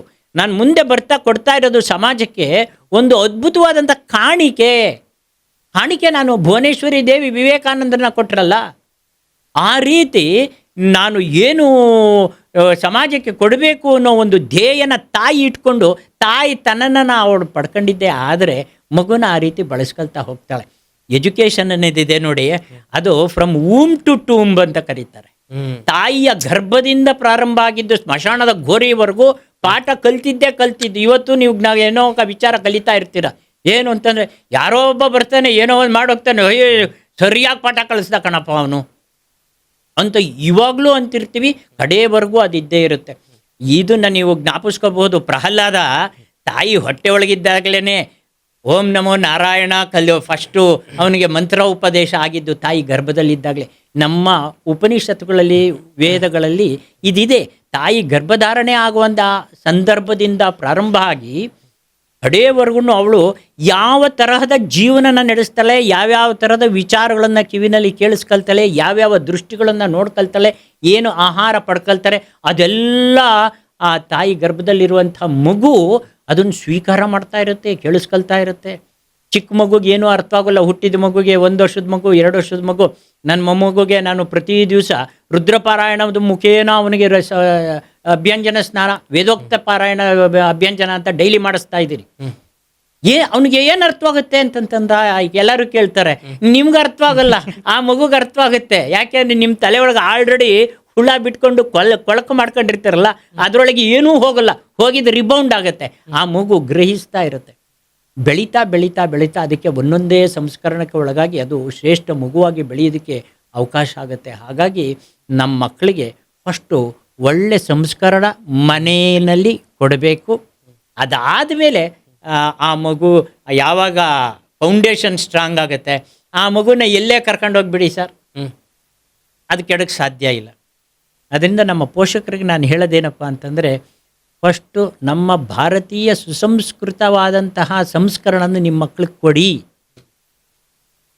ಇನ್ನೊಂದು ಕೇಳಿದ್ರಿ ಪ್ರಶ್ನೆ ನೀವು, ರೂಡ್ನೆಸ್ ಇರುತ್ತೆ. ಈಗ ಪ್ರಾರಂಭದ ದಿವಸದಲ್ಲಿ ಒಂಥರ ವಿಚಿತ್ರ ಬಿಹೇವಿಯರ್ ಗಂಡು ಮಕ್ಕಳಲ್ಲಿ ಹೆಣ್ಮಕ್ಳಲ್ಲಿ ಭಾರಿ ವ್ಯತ್ಯಾಸ ಇರುತ್ತೆ. ಆ ವ್ಯತ್ಯಾಸ ಇದೆ. ಆ ಗಂಡು ಮಕ್ಕಳಿಗೆ ಸಾಮಾನ್ಯವಾಗಿ ನಾನು ಪ್ರಿಸ್ಕ್ರೈಬ್ ಮಾಡೋದೇನು ಅಂತಂದರೆ ಒಂದು ಇನ್ಸ್ಟ್ರೂಮೆಂಟಿಗೆ ಸೇರಿಸಿ ಅಂತ. ಹ್ಮ್. ಸಂಗೀತ musical IQ is the highest IQ of all the IQs. Super. ಇಲ್ಲಿ ಅದಕ್ಕೆ ಪ್ರಯೋಗ ನಮ್ಮನೆಯಲ್ಲೇ ನಾನು ಮಾಡ್ಕೊಂಡೆ. ನನ್ನ ಮಗನ ಚಿಕ್ಕ ವಯಸ್ಸಿನಲ್ಲಿ ನೋಡಿದಾಗ ಸ್ವಲ್ಪ ವಿಚಿತ್ರವಾಗಿ ಬಿಹೇವ್ ಮಾಡ್ತಿದ್ದ. ಅವನ ಬಿಹೇವಿಯರ್ನ ಕಂಟ್ರೋಲ್ ಮಾಡಬೇಕು ಅಂತೇಳಿ 8ನೇ ವಯಸ್ಸಿಗೆ ವೈಲಿನಿಗೆ ಕಳಿಸಿದೆ. ಒಂದು 10 ವರ್ಷ ವೈಲಿನಿಗೆ ಕಳಿಸಿದೆ. ಅವನು ವಿದ್ವಾಂಸನಾಗಿ ಕಚೇರಿ ಕೊಡಲಿ ಅಂತೇನಲ್ಲ, ಅವನ ಮನಸ್ಸು ನೆಟ್ಟಗಾಗಲಿ, ವಿದ್ಯಾಭ್ಯಾಸ ಮ್ಯಾಥಮೆಟಿಕ್ಸಲ್ಲಿ, ಈ ಸಂಗೀತದಲ್ಲಿ ಶಾಸ್ತ್ರೀಯ ಸಂಗೀತದಲ್ಲಿ ಬರುವಂಥ ಲೆಕ್ಕಾಚಾರಗಳಿರುತ್ತಲ್ಲ, ನಮ್ಮ A+B² ಏನಿಲ್ಲ. ಅದು ಅದ್ಭುತವಾದಂಥ ಲೆಕ್ಕ. ಅವರೆಲ್ಲ ಅದ್ಭುತವಾದಂಥ ಬುದ್ಧಿವಂತರೇ ಆಗಿರ್ತಾರೆ ಅವರು. ಹಾಗಾಗಿ ಮಕ್ಕಳಿಗೆ ನಾವು ಸಂಸ್ಕರಣ ಕೊಡಬೇಕು. ಕೊಟ್ಟಾಗ ಮಾತ್ರನೇ ಆ ಮಕ್ಕಳನ್ನ ನಾವು ಶ್ರೇಷ್ಠವಾಗಿ ಬೆಳೆಸೋಕ್ಕೆ ಸಾಧ್ಯ. ಈಗಿನ ಜನ್ರೇಷನ್, ಎಸ್ಪೆಷಲಿ ನಮ್ಮ ಜನ್ರೇಷನ್ ಪೇರೆಂಟಿಂಗ್ ಹೆಂಗಿದೆ ಅಂತ ಅಂದರೆ, it's lot of rat race ಅಂತಲೇ ಹೇಳ್ಬೋದು. ಹೆಂಗೆ ಅಂತ ಅಂದರೆ, ಈಗ ಯಾರೋ CBSE ಸೇರಿಸಿದ್ದಾರೆ, ನಾವು CBSE ಸೇರಿಸ್ಬೇಕು. ಯಾರೋ ICSE ಸೇರಿಸಿದ್ದಾರೆ, ನಾವು ICSE ಸೇರಿಸ್ಬೇಕು. ಅಥವಾ IG ಸಿಲೆಬಸ್ ತುಮಕೂರಲ್ಲಿಲ್ಲ, ಬೆಂಗಳೂರಿಗೆ ಶಿಫ್ಟ್ ಆಗ್ಬಿಡೋಣ. ಆ್ಯಂಡ್ ಹೆಂಗೆ ಯಾವ ಸ್ಕೂಲಲ್ಲಿ ತುಂಬ ಜಾಸ್ತಿ ದುಡ್ಡಿದೆಯೋ ಆ ಸ್ಕೂಲಿಗೆ ಸೇರಿಸಿದ್ರೆ ನಮ್ಮ ಮಕ್ಕಳು ತುಂಬ ಚೆನ್ನಾಗಿರ್ತಾರೆ ಅಂತ ಹೇಳ್ಬಿಟ್ಟು. ಸೊ ಇಂಥ ಪೇರೆಂಟಿಂಗಿಗೆ ನಿಮ್ಮ ಸಲಹೆ ಏನು ಸರ್? ಅದೊಂಥರ ಹುಚ್ಚುತನ, ಹುಚ್ಚು ರೇಸಿನಲ್ಲಿ ಹೋಗ್ತಾ ಇದೆ ಅಷ್ಟೇ ವಿನಃ, ನಾನು ಕೇಳಿದರೆ ಸರ್ಕಾರಿ ಶಾಲೆ ಚೆನ್ನಾಗಿ ಮಾಡ್ತಾ ಇದೆ ಈ ನಡುವೆ. ಹಾಗೆ ನೋಡ್ಕೊಂಡು ಹೋದರೆ ಈಗ ಏನು ನೀವು ಹೇಳಿದ್ರಿ, ಹೈಟೆಕ್ ಸ್ಕೂಲ್ಗಳು ಅಂತ ಹೇಳಿಬಿಟ್ಟು ಬೆಳಗ್ಗಿನಿಂದ ರಾತ್ರಿವರೆಗೂ ಪಾಠ ಹೇಳ್ಕೊಡ್ತೀವಿ ಅಂತ. ಸ್ವಾಮಿ, ಒಂದು ಮಗುಗೆ ಹುಟ್ಟಿದಾಗ ಏನು ಆಹಾರ ಕೊಡಬೇಕು? ತಾಯಿ ಹಾಲು, ಅದೊಂದಷ್ಟು ವರ್ಷ, ಆಮೇಲೆ ಆಕಳ ಹಾಲು, ಹೀಗೆ ಒಂದು ಆಹಾರಕ್ಕೆ ಒಂದು ನಿಯಮ ಇದೆ ಅಂತಂದ ಮೇಲೆ ಮಾನಸಿಕವಾದಂಥ ಆಹಾರ ಅಂತಂದರೆ ನೀವು ಅನ್ಕೊಂಡಿರೋದು ಕೇವಲ ಬಾಯಲ್ಲಿ ತಗೊಳ್ಳೋದು ಮಾತ್ರ ಆಹಾರ ಅಂತಲ್ಲ, ಕಣ್ಣಿಂದಲೂ ಹೋಗುವಂಥದ್ದು ಆಹಾರ, ದೃಶ್ಯಗಳ ಮುಖೇನ ಅವು ಮನಸ್ಸಿಗೆ ಸಿಕ್ಕುವಂಥ ಆಹಾರ, ಕಿವಿಗಳ ಮುಖೇನ ಮನಸ್ಸಿಗೆ ಸಿಕ್ಕುವಂಥ ಆಹಾರ. ಈ ಎಲ್ಲ ಆಹಾರಗಳು ಬಾಯಿಂದ ಹೋಗೋದಕ್ಕೆ ನಿಮಗೆ ಲೆಕ್ಕಾಚಾರ ಇದೆ ಅಂತಂದಮೇಲೆ ಮನಸ್ಸಿಗೆ ಹೋಗೋದಕ್ಕೆ ಎಷ್ಟು ಗ್ಯಾಪ್ ಇರಬೇಕು, ಎಷ್ಟು ಸ್ಲೋಗಿರಬೇಕು, ಮಗು ಆನಂದ ಪಡಬೇಕು. ಅದು learning, it should enjoy. We must show the beauty of the subject and it will enjoy it self. ಅವಾಗ ಅದಕ್ಕೆ ಕಷ್ಟ ಅಂತ ಅನಿಸೋದಿಲ್ಲ. ಇಲ್ಲಿ ಪೇರೆಂಟ್ಸ್ ಏನು ಮಾಡ್ತಾರೆ, ಅಲ್ಲಿ ಜಾಸ್ತಿ ದುಡ್ಡಿದೆ ಅದಕ್ಕೋಸ್ಕರ ಆ ಸ್ಕೂಲ್ನವರು ಇವ್ರ ವೀಕ್ನೆಸ್ಗಳನ್ನ ಇಟ್ಕೊಂಡ್ಬಿಟ್ಟು ಬೆಳಿಗ್ಗೆ 6 ಗಂಟೆಯಿಂದ ರಾತ್ರಿ 7 ಗಂಟೆವರೆಗೂ ಸ್ಕೂಲ್ ರನ್ ಮಾಡ್ತಾನೆ. ಇಲ್ಲೇ ಸರ್ವಸ್ವನೂ ಕಲಿಸ್ತೀನಿ, ಎಲ್ಲ ಇಲ್ಲೇ ಮಾಡಿಬಿಡ್ತೀನಿ ಅಂತ ಇರ್ತಾನೆ. ಕಡೆಗೆ ಅವನು 10th ಸ್ಟ್ಯಾಂಡರ್ಡ್ ಬರೋ ಅಷ್ಟೊತ್ತಿಗೆ ಪೇರೆಂಟ್ಸ್ಗೂ ಅರ್ಥ ಆಗುತ್ತೆ ಇವರೇನು ಮಾಡಿಲ್ಲ ಅಂತ. ಅವಾಗ ಹುಡುಕೊಂಡು ವಿದ್ಯಾಶಂಕರ್ ಅಂತವ್ರನ್ನ ಹುಡುಕೊಂಬರ್ತಾರೆ. ಏನು ಸರ್ ಹಿಂಗಾಗೋಗ್ಬಿಡ್ತು, ನಮ್ಮ ಹುಡುಗ ಚಿಕ್ಕ ಹುಡುಗಲಿದ್ದಾಗ ಚೆನ್ನಾಗಿದ್ದ, 8ಗೆ ಬಂದ ತಕ್ಷಣ ಯಾಕೋ ಡಲ್ ಆಗ್ಬಿಟ್ಟಾನೆ. ಅವನು 8ಗೆ ಬಂದಾಗ ಡಲ್ ಆಗಿಲ್ಲ, ಅವನು ಬಂದಾಗ್ಲಿಂದಲೇ ಡಲ್ಲಾಗೇ ಬರ್ತಾ ಇರ್ತಾನವ. ಅವನಿಗೆ ವ್ಯಕ್ತ ಆಗಿರುತ್ತೆ ಅಷ್ಟೇ. 8th 9th ದೊಡ್ಡದಾಗ 10ನೇ ಕ್ಲಾಸಿಗೆ ಬರೋ ಅಷ್ಟೊತ್ತಿಗೆ ಅವನ ತನನ ವ್ಯಕ್ತಪಡಿಸೋಕ್ಕೆ ಶುರುವಾದಾಗ ಅವ್ರಿಗೆ ಗಾಬರಿ ಆಗುತ್ತೆ. ಹಾಗಾಗಿ ಮಕ್ಕಳನ್ನ ಆ ರೀತಿ ಕಟ್ಟಾಕಿ 4 ವಾಲ್ಸಲ್ಲಿ ಕಲ್ಸೋಕ್ಕಾಗಲ್ಲ ಸರ್. ನೀವು ಎಲ್ಲ ಆಟ ಆಡ್ತಾ ಇದ್ವಲ್ಲ, ಆ ರೀತಿ ಆಡಿದ್ದ ದಿವಸವೇ ಇಲ್ಲಪ್ಪ ಇವತ್ತಿನ ಮಕ್ಕಳು. ಈ ಕೆಲವು ನೀವು ಹೈಟೆಕ್ ಸ್ಕೂಲ್ ಮಕ್ಕಳನ್ನು ನೋಡಿ, ಆ ಮಕ್ಕಳುಗಳ ಮುಖದಲ್ಲಿ ನಗುನೇ ಇಲ್ಲ. ಅವರು ನಮ್ಮ ಸಂಸ್ಥೆಗೆ ಅಡ್ಮಿಷನಿಗೆ ಮುಖ ನೋಡಿದ ತಕ್ಷಣ ನೀನು ಇಂಥದೇ ಸ್ಕೂಲ್ ಅಲ್ವನೇ ಅಂತ ಹೇಳ್ಬಿಡ್ತೀನಿ. ಯಾಕೆಂದರೆ ನಿನ್ನ ಮುಖ ನೋಡಿದರೆ, ನಿನ್ನ ಕೂದಲು ನೋಡಿದರೆ ಹೇಳುತ್ತೆ. ಯಾಕೆಂದರೆ ನಗು ಇಲ್ಲ. ಆದರೆ ಒಬ್ಬ ಗೌರ್ಮೆಂಟ್ ಸ್ಕೂಲ್ ಹುಡುಗ, ಸಾಧಾರಣವಾದ ಸ್ಕೂಲ್ ಹುಡುಗ ಬಂದ ತಕ್ಷಣ ನೀನು ಇಂಥ ಸ್ಕೂಲ್ ಹುಡುಗನೇ ಅಂತಂದರೆ ಹೌದು, ಯಾಕೆಂದ್ರೆ ಅವ್ನ ಮುಖದಲ್ಲಿ ನಗು ಇದೆ. ನಾನು ಕ್ಲಾಸ್ ರೂಮಲ್ಲಿ ಹೇಳ್ತಿರ್ತೀನಿ, ಸ್ವಾಮಿ ನಗಿ, ಆರಾಮಾಗಿರಿ, ಏನು ಪ್ರಾಣ ಹೋಗಿಲ್ಲ. ಇನ್ನು ಮುಂದಿನ ವರ್ಷ ಎಕ್ಸಾಮ್ ಬರೆಯೋದು. ಈಗಿರುವಂಥ ಸಿಲೆಬಸ್ ಎಲ್ಲ ತುಂಬ ಡೈಲ್ಯೂಟೆಡ್ ಸಿಲೆಬಸ್ಸು ಇರೋದು. ಇದನ್ನು ಪಾಠ ಮಾಡೋಕ್ಕೆ 3 ತಿಂಗಳು ಸಾಕು. ಆದರೆ ಅದಕ್ಕೆ ಗೌರ್ಮೆಂಟ್ನವ್ರು 9 ತಿಂಗಳು ಟೈಮ್ ಕೊಟ್ಟವ್ರೆ. ಅದರಿಂದ ನಿಧಾನಕ್ಕೆ ಎಂಜಾಯ್ ಮಾಡ್ಕೊಂಡು ಕಲೀರಿ ಅಂತೀನಿ.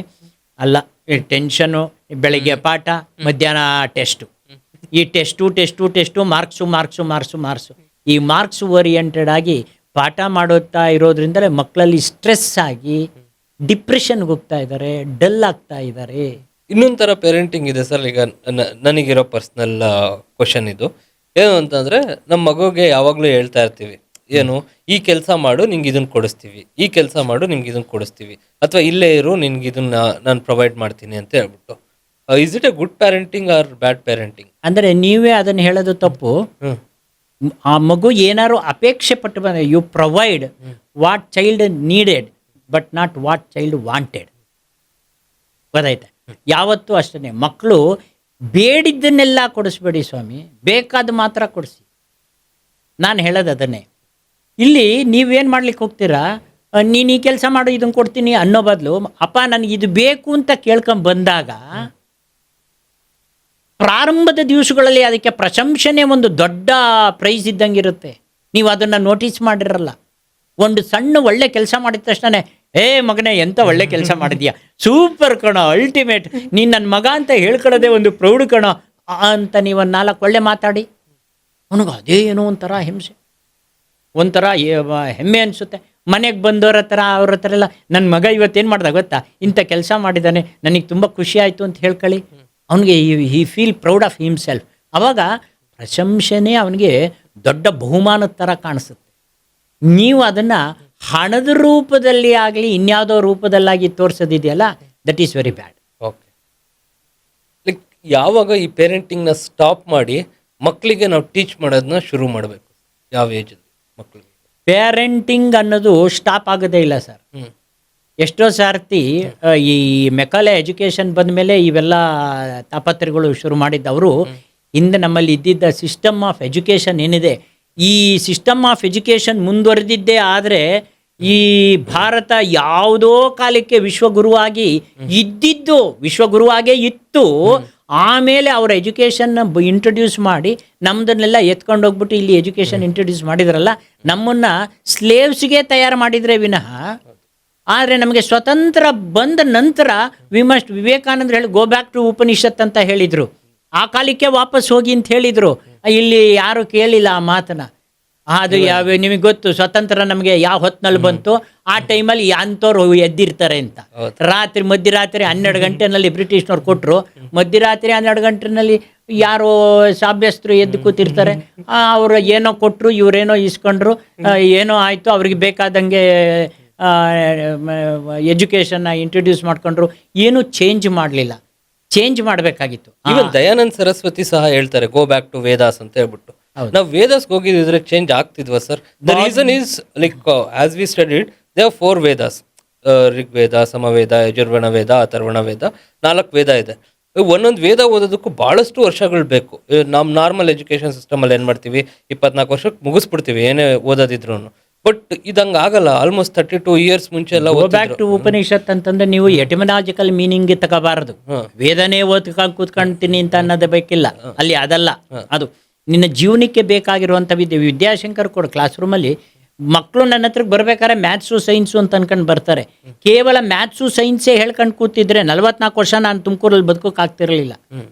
ಇಲ್ಲಿ ಮ್ಯಾಥ್ಸು ಸೈನ್ಸಿನ ಜೊತೆನಲ್ಲಿ ಅವನಿಗೆ ಜೀವನಕ್ಕೆ ಬೇಕಾದಂತಹ ಮೌಲ್ಯಗಳನ್ನು ಕೊಡ್ತಾ ಇರೋದ್ರಿಂದ ವೇದ ಉಪನಿಷತ್ತುಗಳಲ್ಲಿ ನಿಮ್ಮ ಜೀವನಕ್ಕೆ ಬೇಕಾದಂಥ ಮೌಲ್ಯಗಳು ಸಿಗುತ್ತೆ.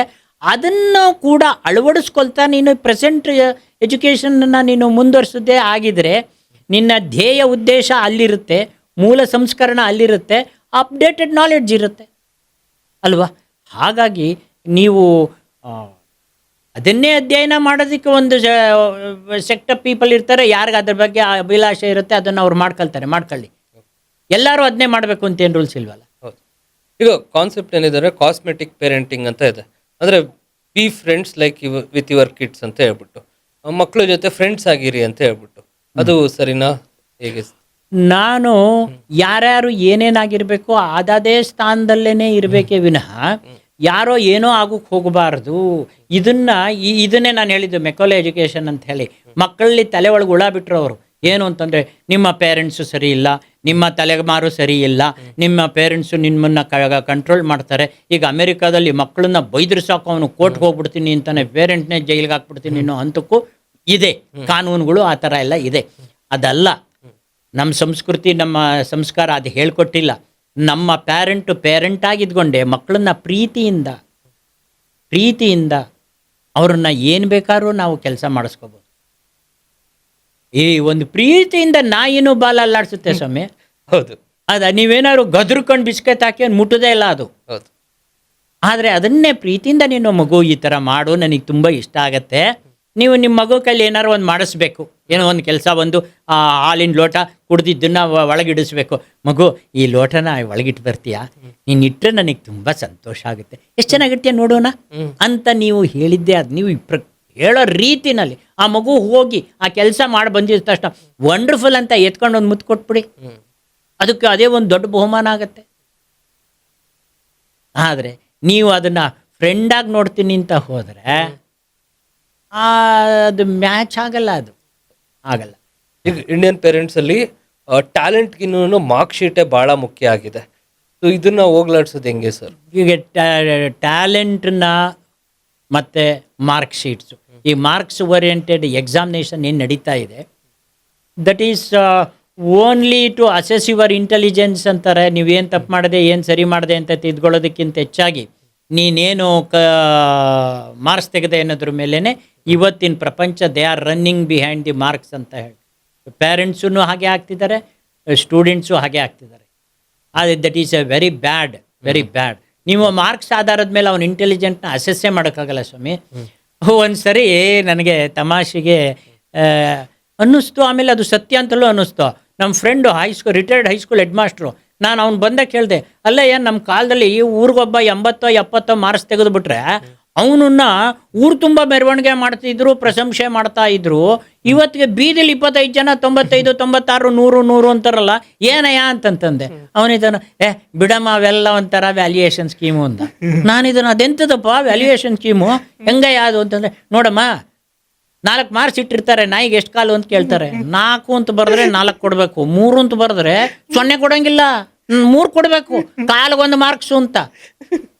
ಹಾಗಾಗಿ ಈ ಸಿಸ್ಟಮೇ ಹಾಗೆ. ಆವಾಗ ನಾನು ಅನ್ಕೊಂಡೆ, ಮ್ಯಾಥಮೆಟಿಕ್ಸಲ್ಲಿ ಒಬ್ಬ ಹುಡುಗ ನಮ್ಮ ಹತ್ರನೇ ವ್ಯಾಲ್ಯೂಯೇಷನ್ ಮಾಡಿದ್ದು ಸ್ಕ್ರಿಪ್ಟನ್ನ ತೊಗೊಂಬಂದಿದ್ದ, ದುಡ್ಡು ಕೊಟ್ಟು ತರಿಸ್ಕೊಂಡು. ಅವನು ಪೇಪರ್ ವ್ಯಾಲ್ಯೂಯೇಷನ್ ಮಾಡಿದರೆ ನಾನು 0 ಮಾರ್ಕ್ಸ್ ಕೊಡ್ತೀನಿ. ಅವನಿಗೆ 85 ಬಂದಿದೆ, ಅವನು 95 ಬರಬೇಕು ಅಂತ ನನ್ನ ಹತ್ರ ಹಿಡ್ಕೊಂಬಂದಿದ್ದಾನೆ.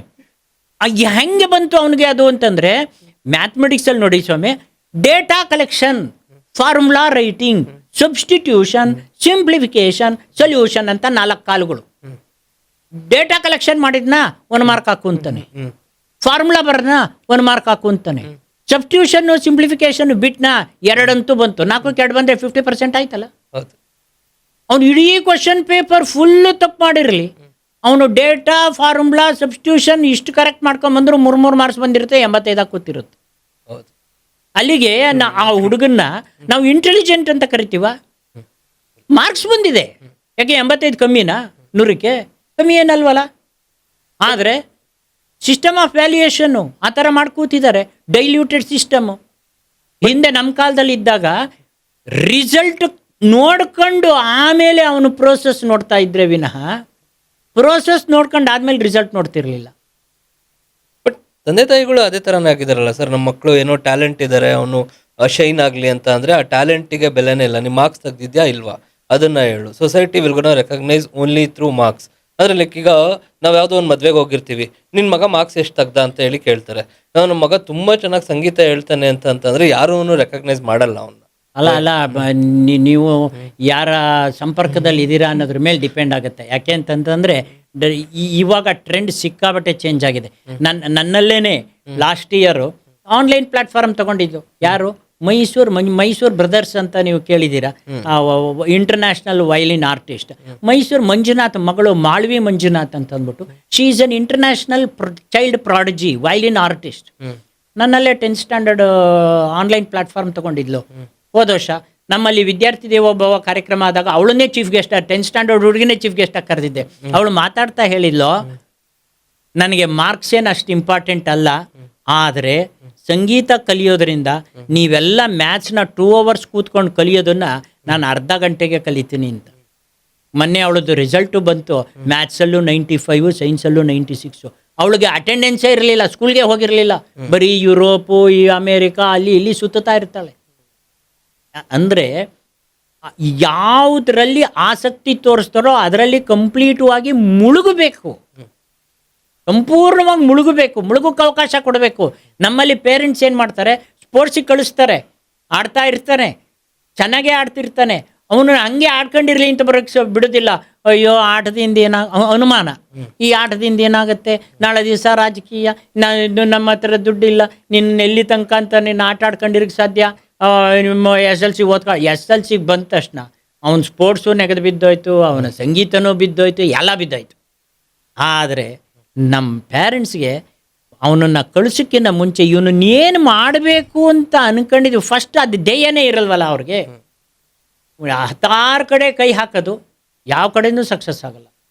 ಅದ್ರ ಬದಲು ಒಂದೇ ಕಡೆ ನೋಡಿ, ನಾನು ಮಾಳ್ವಿ ಮಂಜುನಾಥ್ ಅವ್ರ ತಂದೆ ಮುಂಚೆಯಿಂದಲೂ ಅವರ ಕುಟುಂಬದಿಂದಲೂ ಕೂಡ ಅದೇ ಬಂತು. ನೀನು ವೈಲಿನ್ ವೈಲಿನ್ ವೈಲಿನ್ ವೈಲಿನ್ ಹುಟ್ಟಿದಾಗ್ಲಿಂದಲೂ ಅದನ್ನೇ ತಂದರು, ಅದರಲ್ಲೇ ಇದ್ಲು, ಬೆಳ್ಕೊಂಡು ಹೋದ್ಲು. ಅವಳೇನು ಈಗ 10th ಏನು ಕಮ್ಮಿ ಮಾರ್ಕ್ಸ್ ತೆಗೆದಿಲ್ಲ, ಒಳ್ಳೆ ಮಾರ್ಕ್ಸೇ ತಗೊಂಡ್ಲು. ಮುಂದೇನೂ ಹಾಗೆ ಮಾಡ್ಕೊಂಡು ಹೋಗ್ತಾಳೆ. ಬಟ್ ಅವಳು ಯಾವುದು ರೆಗ್ಯುಲರ್ ಅಕಾಡೆಮಿಕ್ನಲ್ಲಿ ಅವಳೇನು ಮುಂದುವರಿಯಲ್ಲ. ನನಗೆ ಚೆನ್ನಾಗಿ ಗೊತ್ತು, ಅವಳು ಬರೀ ವೈಲಿನಲ್ಲೇ ಇರ್ತಾಳೆ. ಈವನ್ ಈ ವರ್ಷವೂ ಕೂಡ ಒಬ್ಬ ಹುಡುಗ ಇದ್ದಾನೆ, very famous international percussion artist, BC Manjunath ಅಂತ, ಮೃದಂಗಂ ಆರ್ಟಿಸ್ಟು. ಅವ್ರ ಮಗ ಸ್ಕಂದ ಮಂಜುನಾಥ್ ಅಂತ ಹೇಳ್ಬಿಟ್ಟು, ಅವನು ಈಸ್ ಎ ಪರ್ಕರ್ಷನಿಸ್ಟ್ ಆತ. ಅದ್ಭುತವಾಗಿ ಘಟ ನುಡಿಸ್ತಾನವ. ಈ ವರ್ಷದ ವಿದ್ಯಾರ್ಥಿ ದೇವೋಭವ ಕಾರ್ಯಕ್ರಮಕ್ಕೆ ಅವನೇ ಚೀಫ್ ಗೆಸ್ಟಾಗಿ ಕರಿತಿದ್ದೀನಿ. Okay, super sir. ಈಗ ನೀವು ಹೇಳ್ತೀರಾ ಭಾಳಷ್ಟು ಮಕ್ಳ ಹತ್ರ ನಾನು ಕಲ್ತಿದ್ದೀನಿ ಕ್ಲಾಸ್ ರೂಮಲ್ಲಿ ಅಂತ ಹೇಳ್ಬಿಟ್ಟು. ಸೊ ಏನಾದರೂ ಒಂದು ವಿಷಯ ನೀವು ಮಕ್ಳ ಹತ್ರ ಕಲ್ತಿರೋದಾದ್ರೆ ಹೇಳೋದಾದ್ರೆ? ಮಕ್ಕಳಿಂದ ಕಲಿಯೋದು ಪ್ರತಿ ದಿವಸ ಇರ್ತದೆ. ಪ್ರತಿ ದಿವಸ ವಿದ್ಯಾಶಂಕರ್ಗೆ ಪರೀಕ್ಷೆ ಎವ್ರಿ ಡೇ. ಒಳಗೆ ಹೋದಾಗ ಪರೀಕ್ಷೆ ಸ್ಟಾರ್ಟ್ ಆಗುತ್ತೆ, ಆಚೆಗೆ ಬಂದಾಗ ಮಕ್ಕಳು ನಗ್ತಾ ನಗ್ತಾ ಆಚೆಗೆ ಹೋಗಿ ಇವತ್ತು ಕಲಿಸಿದ್ದು ಮೇಷ್ಟು ಕಲಿತೆ ಅಂತ ಹೊರಟಾಗ ತುಂಬ ಅದ್ಭುತವಾದ ಕಲಿತೆ ಅಂತಂದಾಗ ಅಲ್ಲಿಗೆ ನನಗೆ ರಿಸಲ್ಟ್ ಬಂದೋಯ್ತು. ಆದರೆ ಮಕ್ಕಳಿಂದ ನಾವು ಕಲಿಯುವಂಥ ವಿಚಾರಗಳು ಏನಪ್ಪ ಅಂತಂದರೆ ಪೇಷನ್ಸ್, ತಾಳ್ಮೆ. ಶಿಕ್ಷಕನಿಗೆ ಇರಬೇಕಾದದ್ದು ಮೂಲವಾಗಿ ತಾಳ್ಮೆ. ವೆರೈಟೀಸ್ ಆಫ್ ಮಕ್ಕಳಿರ್ತಾರಪ್ಪ, ವೈವಿಧ್ಯಮಯವಾದಂತಹ ಕುಟುಂಬದಿಂದ ಬಂದಿರ್ತಾರೆ. ಆ ಕುಟುಂಬದ ಭಾಷೆಗಳನ್ನು ನಾವು ಪ್ರಯೋಗ ಮಾಡಬೇಕಾಗಿ ಬರುತ್ತೆ. ನಮ್ಮನೆ ಭಾಷೆಗೆ ಅವ್ರಿಗೆ ಅರ್ಥವಾಗ್ದಲ್ಲೇ ಇರೋ ಸಾಧ್ಯತೆಗಳಿರುತ್ತೆ. ಆಗ ಅವ್ರ ಮನೆ ಭಾಷೆನೂ ಬಳಸ್ಕೋಬೇಕಾಗತ್ತೆ ನಾವು. ಹೀಗೆ ವೈವಿಧ್ಯವಾದ ಮಕ್ಕಳುಗಳಿರೋದ್ರಿಂದ ನಮಗೆ ತಾಳ್ಮೆ ಅನ್ನೋ ಒಂದು ಪಾಠ ಇದೆ ನೋಡಿ. ಶಿಕ್ಷಕನು ವಿದ್ಯಾರ್ಥಿಗಳಿಂದ ಕಲಿಯುವಂಥ ಅದ್ಭುತವಾದಂಥ ಪಾಠ. ಈಗಿನ ಟ್ರೆಂಡಲ್ಲಿ ಡಿಜಿಟಲ್ ಡಿಟಾಕ್ಸಿಫಿಕೇಶನ್ ಅನ್ನೋದು ಒಂದು ದೊಡ್ಡ ಕಾನ್ಸೆಪ್ಟ್ ಇದೆ ಸರ್. ಅಂದರೆ ಭಾಳಷ್ಟು ಮಕ್ಕಳುಗಳು ಮೊಬೈಲ್ಗೆ ಅಡಿಕ್ಟ್ ಆಗಿರ್ತಾರೆ, ಟಿವಿಗೆ ಅಡಿಕ್ಟ್ ಆಗಿರ್ತಾರೆ, ಗ್ಯಾಡ್ಜೆಟ್ಸಿಗೆ ಅಡಿಕ್ಟ್ ಆಗಿರ್ತಾರೆ. ಅದರಿಂದ ಹೊರಗೆ ಬರೋದು ಹೇಗೆ ಸರ್? ಅಂದರೆ ನೀವು ಹೇಳೋ ಮಕ್ಕಳುಗಳು ಊಟ ಮಾಡಬೇಕು ಅಂತ ಅಂದರೆ ಅವರಿಗೆ ಮೊಬೈಲ್ ಕೊಟ್ರೇನೆ ಊಟ ಮಾಡೋದು, ಟಿವಿ ಹಾಕಿದ್ರೆ ಊಟ ಮಾಡೋದು, ಆ ಥರ. ಅದು ಮೇನ್ ಡಿಫೆಕ್ಟ್ ಪ್ಯಾರೆಂಟಿಂಗ್. ಅದೇ ತಾಯಿಗೆ ಅದ್ಭುತವಾಗಿ ಹಾಡಕ್ಕೆ ಬಂದರೆ ಇವು ನಾನು ತುಂಬ ದೂರ ಹೋಗಲ್ಲ. ಆಗಲೆಲ್ಲ ನೀವು ನಾನು ನಮ್ಮದೇ ಉದಾಹರಣೆ ಕೊಡ್ತಿದ್ದಾಗ ಇದೇನಪ್ಪ ಮಾಸ್ಟ್ರು ಅವ್ರ ಕುಟುಂಬದೇ ಹೊಗಳ್ತಿದ್ದಾರೆ ಅಂತ ಅನ್ಕೊಳ್ತಾರೆ. ಈಗ ನನಗೆ 7 ತಿಂಗಳು ಮಗು ಇದೆ. ನನ್ನ ಮಗಳು ಅಪ್ಪಿ ತಪ್ಪಿನೂ ಅವನ ಕೈಗೆ ಇನ್ನೂ ಇದುವರೆಗೂ ಮೊಬೈಲು ತೋರಿಸಿಲ್ಲ, ಟಿವಿನೂ ತೋರಿಸಿಲ್ಲ. ಅವಳಿಗೆ ಊಟ ಮಾಡಿಸ್ತಾ ಇರ್ಬೇಕಾದ್ರೆ ಗೋವಿಂದ ಹರಿ ಗೋವಿಂದ ಅಂತ ಹೇಳ್ತಿದ್ರೆ ಅವನು ಕುಣ್ಕೊಂಡು ಬಾಯ್ ಬಿಡ್ತಿರ್ತಾನೆ. ತಾಯಿ ಹಾಡು ಹೇಳ್ತಾ ಮಗುಗೆ ಊಟ ಮಾಡಿಸ್ತಾ ಇದ್ರೆ ಅವಾಗ ಮಗು ಚೆನ್ನಾಗಿ ತಿನ್ನುತ್ತೆ.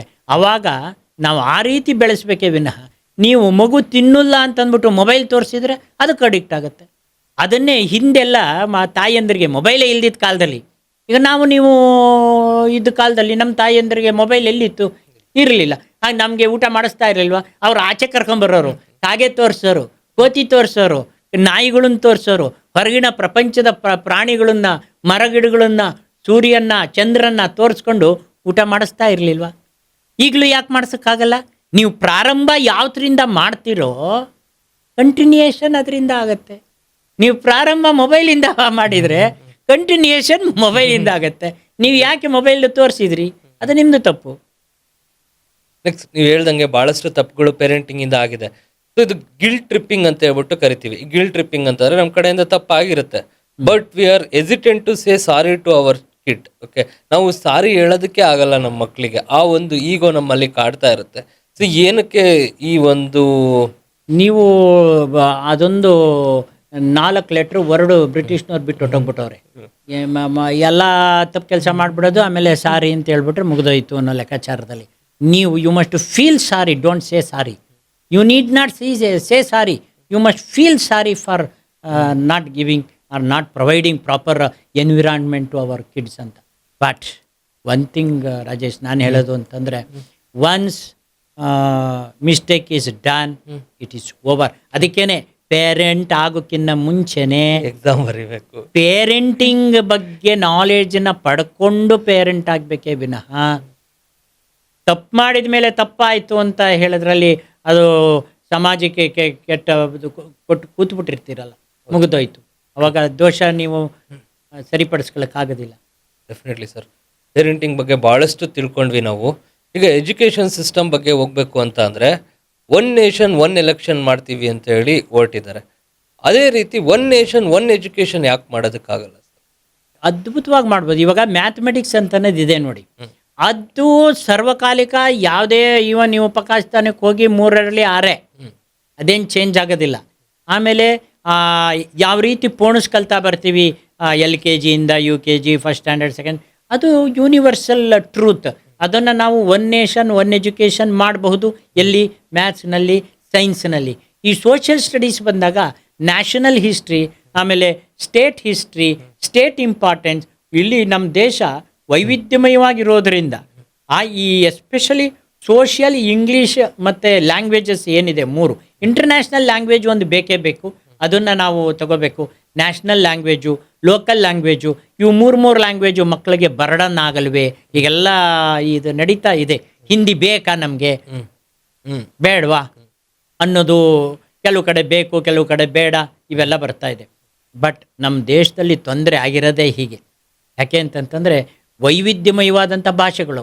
ಆಂಧ್ರ ತೆಲುಗು ಭಾಷೆ ಮಾತಾಡ್ತೀವಿ, ಕನ್ನಡ ಮಾತಾಡ್ತಾ, ಆ ಕಡೆ ತಮಿಳು, ಆ ಕಡೆ ಮಲಯಾಳಮು, ಅನೇಕ ಭಾಷೆಗಳು, ಕನ್ನಡದಲ್ಲೇ ವೆರೈಟೀಸ್ ಆಫ್ ಕನ್ನಡಗಳು ಎಲ್ಲ ಸೇರ್ಕೊಂಡಿರೋದ್ರಿಂದ ಈ ಭಾಷೆ ಬಗ್ಗೆ ಬಿಟ್ಟು, ಭಾಷೆ ಒಂದು ಇಂಟರ್ನ್ಯಾಷನಲ್ ಲ್ಯಾಂಗ್ವೇಜ್ ಒಂದು ಸ್ಟ್ಯಾಂಡರ್ಡಾಗಿ ಬೇಕೇ ಬೇಕಾಗಿರೋದ್ರಿಂದ, ಹೊರಗಡೆ ಹೋಗಬೇಕಾಗಿರೋದ್ರಿಂದ, ನಮ್ಮವರು ಅಲ್ಲಿ ಅವರ ವಿಚಾರ ವಿನಿಮಯ ಮಾಡ್ಕೋಬೇಕಾಗಿರೋದ್ರಿಂದ ಇಂಟರ್ನ್ಯಾಷನಲ್ ಲ್ಯಾಂಗ್ವೇಜ್ ಒಂದು ಬೇಕಾಗತ್ತೆ ವಿನಃ ಭಾಷೆ ಆಯಾ ಸ್ಟೇಟ್ನವರಿಗೆ ಬಿಟ್ಬಿಡಬೇಕು. ಹಿಸ್ಟ್ರಿ ನಾವೆಲ್ಲ ಹೆಚ್ಚು ಕಮ್ಮಿ ಕನ್ವರ್ಟೆಡ್ ಅಂಡ್ ಪಲ್ವರ್ಟೆಡ್ ಮಾಡಿಫೈಡ್ ಹಿಸ್ಟ್ರಿಗಳನ್ನೇ ಓದಿದೆ. ನಿಜವಾದ ಇತಿಹಾಸ ನಾವು ತಿಳ್ಕೊಳ್ಳೇ ಇಲ್ಲ. ನಾವು ಯಾರ್ಯಾರನ್ನೋ ಹೀರೋ ಮಾಡಿದ್ವಿ, ಯಾರ್ಯಾರನ್ನೋ ನಾವು ತಿಳ್ಕೊಬೇಕಾದವ್ರನ್ನ ನಾವು ಹೆಚ್ಚು ತಿಳ್ಕೊಳ್ಳೋಕೆ ಅವಕಾಶವೇ ಇಲ್ದಂಗೆ ಆಗೋಯ್ತು, ವಂಚಿತರಾದ್ವಿ. ಈಗ ನಮಗೆ ಜ್ಞಾನೋದಯವಾಗ್ತಾ ಇದೆ, ಅವ್ರ ಬಗ್ಗೆ ಎಲ್ಲ ತಿಳ್ಕೋಬೇಕಾಗಿತ್ತು ಅಂತ. ನಮಗೆ ಯೂಟ್ಯೂಬಲ್ಲಿ ಸಿಗುತ್ತೆ, ಗೂಗಲಲ್ಲಿ ಸಿಗುತ್ತೆ, ಪುಸ್ತಕದಲ್ಲಿ ಸಿಕ್ಕಲ್ಲ. ಹೀಗಾಗಿದೆ.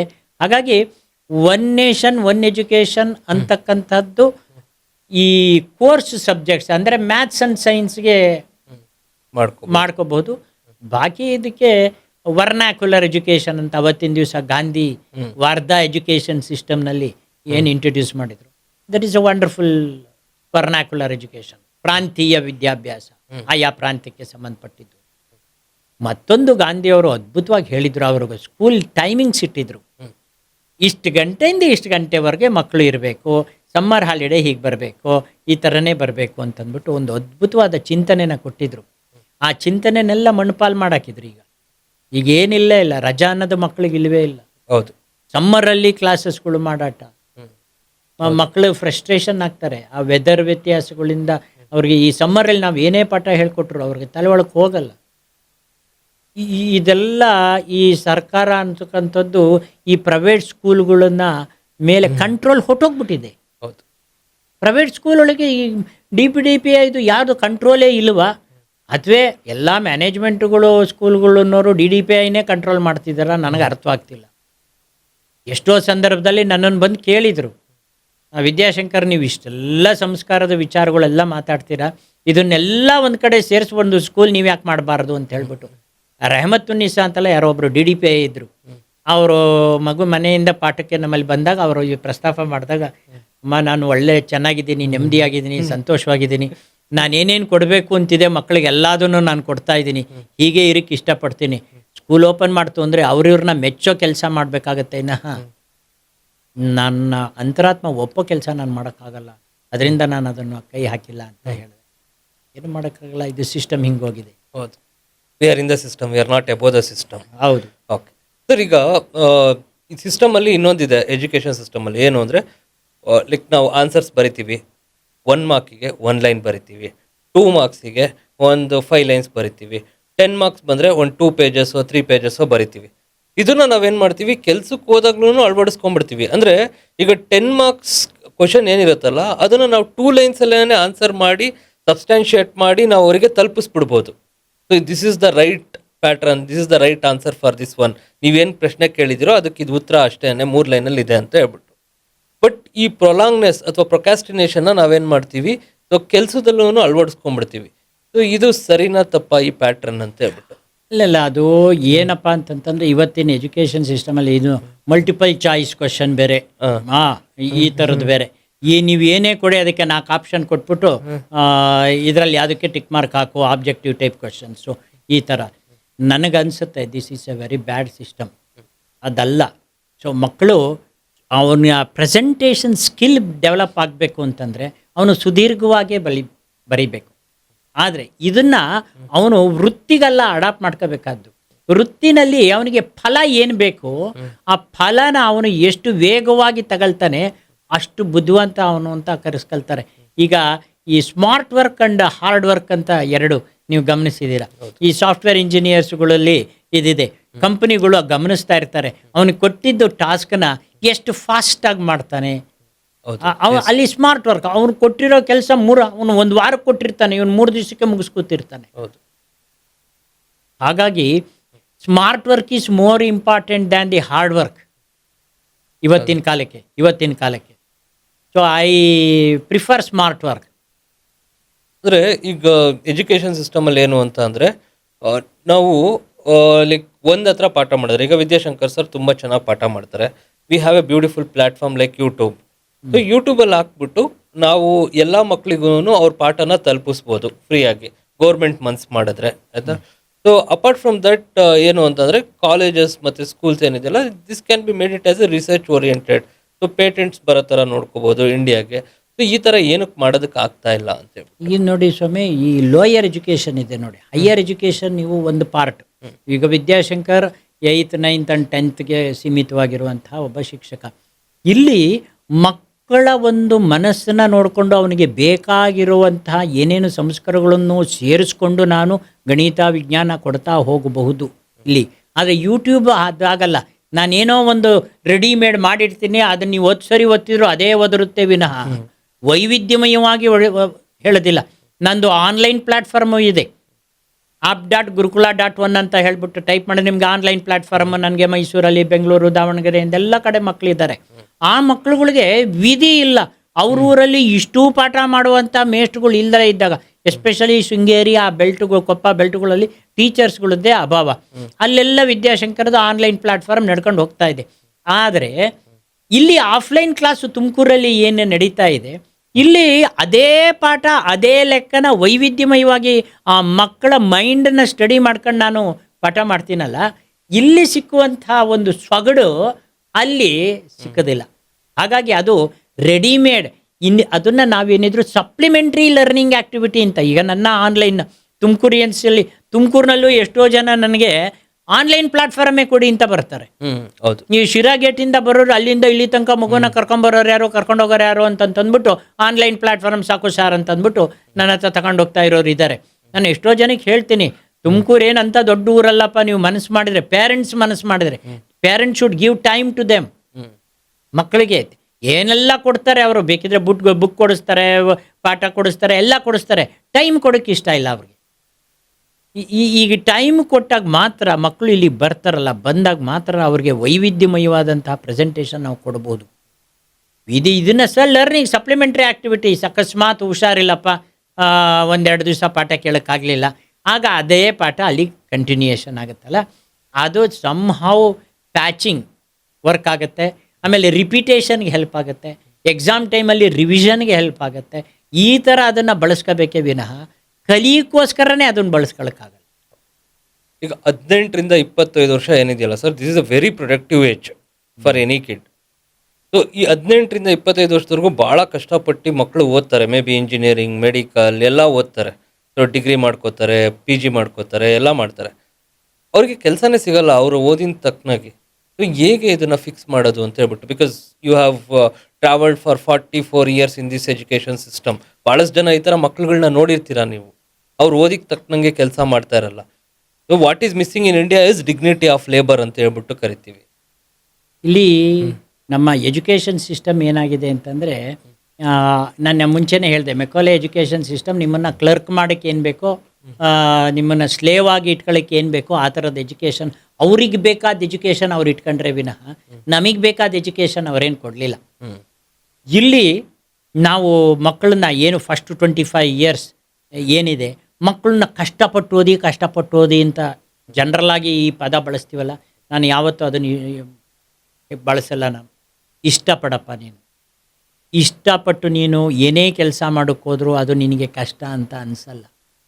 ನಿನಗೆ ಇಷ್ಟು ಆಗದಲ್ಲೇ ಇರೋ ಕೆಲಸನ ನೀನು ಬಲವಂತವಾಗಿ ಮಾಡಕ್ಕೆ ಹೋಯ್ತು ಅಂತಂದರೆ ಅವಾಗ ಕಷ್ಟ ಅನ್ಸ. ಇಲ್ಲಿ ನಮ್ಮ ಎಜುಕೇಷನ್ ಏನಾಗಿದೆ, ಸಮಾಜಕ್ಕೆ ಅವನು ಏನಾಗಬೇಕು ಅದಕ್ಕೆ ಬೇಕಾಗುವಂಥ ಸಪ್ಲಿಮೆಂಟ್ರಿ ಆಗಿ ಇಲ್ಲಿ ಕೊಡ್ತಾ ಇಲ್ಲ.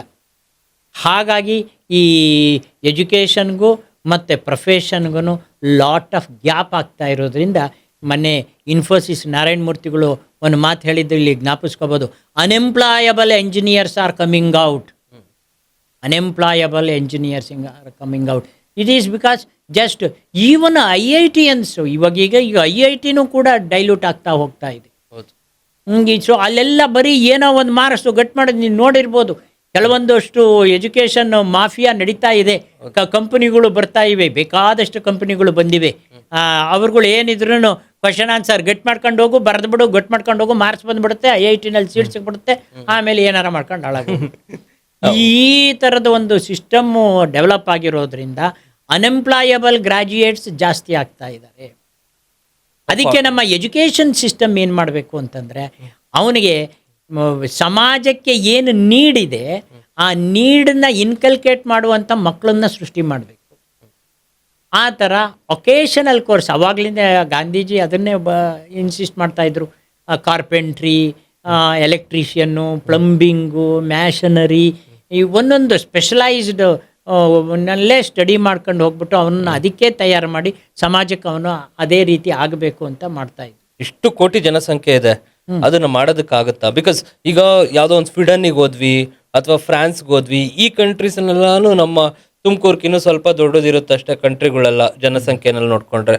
ಅಲ್ಲೆಲ್ಲ ಇಂಪ್ಲಿಮೆಂಟ್ ಮಾಡೋದು easy, but India is A walking paradox. So ಇಲ್ಲಿ ಅದನ್ನ ಇಂಪ್ಲಿಮೆಂಟ್ ಮಾಡೋದಕ್ಕಾಗತ್ತಾ ಅಂತ. ಅಂದರೆ ಇಂಪ್ಲಿಮೆಂಟ್ ಮಾಡೋಕ್ಕಾಗತ್ತಾ ಅಂತ ನೀವು ಕ್ವಶನ್ ಹಾಕೊಂಡ್ಬಿಟ್ರೆ ಮಾಡೋಕ್ಕಿಂತ ಮುಂಚೆನೆ ಅದಾಗೋದಿಲ್ಲ. ಆದರೆ ಮಾಡಬೇಕು ಅಂತ ಹೊರಟಾಗ ಅಸಾಧ್ಯವಾದದ್ದು ಯಾವುದೂ ಇಲ್ಲ ಸ್ವಾಮಿ. Everything is possible. ಇಲ್ಲಿ ನಾವು ಹೇಗೆ ಬದುಕಿದ್ದೀವಿಯಪ್ಪ ಅಂತಂದರೆ, ರಾಮಕೃಷ್ಣರು ಒಂದು ಕತೆ ಹೇಳ್ತಾರೆ ವಿವೇಕಾನಂದರಿಗೆ. ಆ ವಿವೇಕಾನಂದರು ಸಮಾಜಕ್ಕೆ ಕೊಡ್ತಾರಲ್ಲ, ಆ ಕಥೆನ ನಾನು ಇಲ್ಲಿ ಸಾಂದರ್ಭಿಕವಾಗಿ ನಿಮಗೆ ಹೇಳ್ತಾ ಇದ್ದೀನಿ.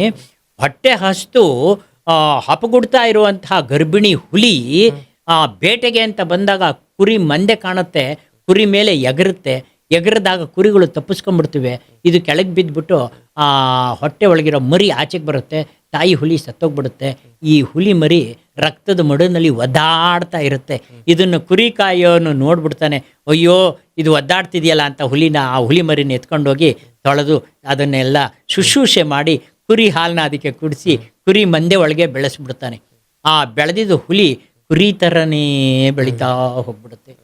ಕುರಿ ಥರನೇ ಹುಲ್ಲು ತಿನ್ನೋಕ್ಕೆ ಶುರು ಮಾಡುತ್ತೆ, ಕುರಿ ಥರನೇ ಅಂಬೆ ಅನ್ನೋಕ್ಕೆ ಶುರು ಮಾಡಿಬಿಡುತ್ತೆ. ಅದು ದೇಹ ನೋಡಿದರೆ ಹುಲಿ ಥರ ಬೆಳೀತಾ ಇದೆ, ಆದರೆ ಅದ್ರ ಬಿಹೇವಿಯರ್ ನೋಡಿದರೆ ಕುರಿ ಥರ ಆಗ್ತಾ ಇದೆ. ಇದೇ ಅನೇಕ ವರ್ಷಗಳು ಮುಂದುವರಿಯುತ್ತೆ ಸರ್. ಅದಾದ ಮೇಲೆ ಒಂದು ಹುಲಿ ಹಸ್ತು ಬಂದಿರುತ್ತೆ ಕುರಿನ ಬೇಟೆ ಆಗೋದಕ್ಕೆ ಅಂತ ಹೇಳಿ ಬಂದಾಗ ಆ ಕುರಿ ಮಂದೆ ಒಳಗೆ ಅವನು ವಂಶದವನು ಒಬ್ಬ ಹುಲಿ ಅಲ್ಲಿ ಕಾಣ್ಬಿಡುತ್ತೆ. ಇವನಿಗೆ ತಲೆ ಕೆಟ್ಟೋದಂಗೆ ಆಗ್ಬಿಡುತ್ತೆ. ಇದೇನಪ್ಪ ಇವನು ಹಿಂಗಾಡ್ತಾ ಇದ್ದಾನಲ್ಲ ಅಂತಂದ್ಬಿಟ್ಟು ಅವನು ಕುರಿ ಹಿಡಿಯೋದ್ಬಿಟ್ಟು ಈ ಹುಲಿ ಹಿಡ್ಕೊಂಡೋಗಲೇ ಪಾಪಿ, ನೀನು ನನ್ನ ಜಾತಿಗೆ ಸೇರಿದು ಅನ್ಕೊಣೋ, ನೀನು ಹುಲಿ ಕಣೋ, ನೀನು ಕುರಿ ಅಲ್ಲ, ನೀನು ಅಂತ ಗರ್ಜಿಸ್ಬೇಕು ಎಂಬ ಅಂತ ಹುಲ್ಲೆಲ್ಲ ತಿನ್ಬೇಕಾದ್ದು, ನೀನು ಮಾಂಸ ತಿನ್ಬೇಕು ಅಂತಂದ್ಬಿಟ್ಟು ಇವನು ಅವನಿಗೆ ಕರ್ಕೊಂಡೋಗಿ ಪಾಠ. ಅದು ಎಷ್ಟು ಒದ್ದಾಡತ್ತದು ಅಂತಂದರೆ, ನನ್ನನ್ನು ಬಿಟ್ಬಿಡು, ನಾನು ಕುರಿ, ನಾನು ಹುಲಿ ಅಲ್ಲ ಅಂತ ಎಷ್ಟೇ ಹೊಡ್ಕೊಂಡ್ರು ಇದು ಬಿಡೋದಿಲ್ಲ.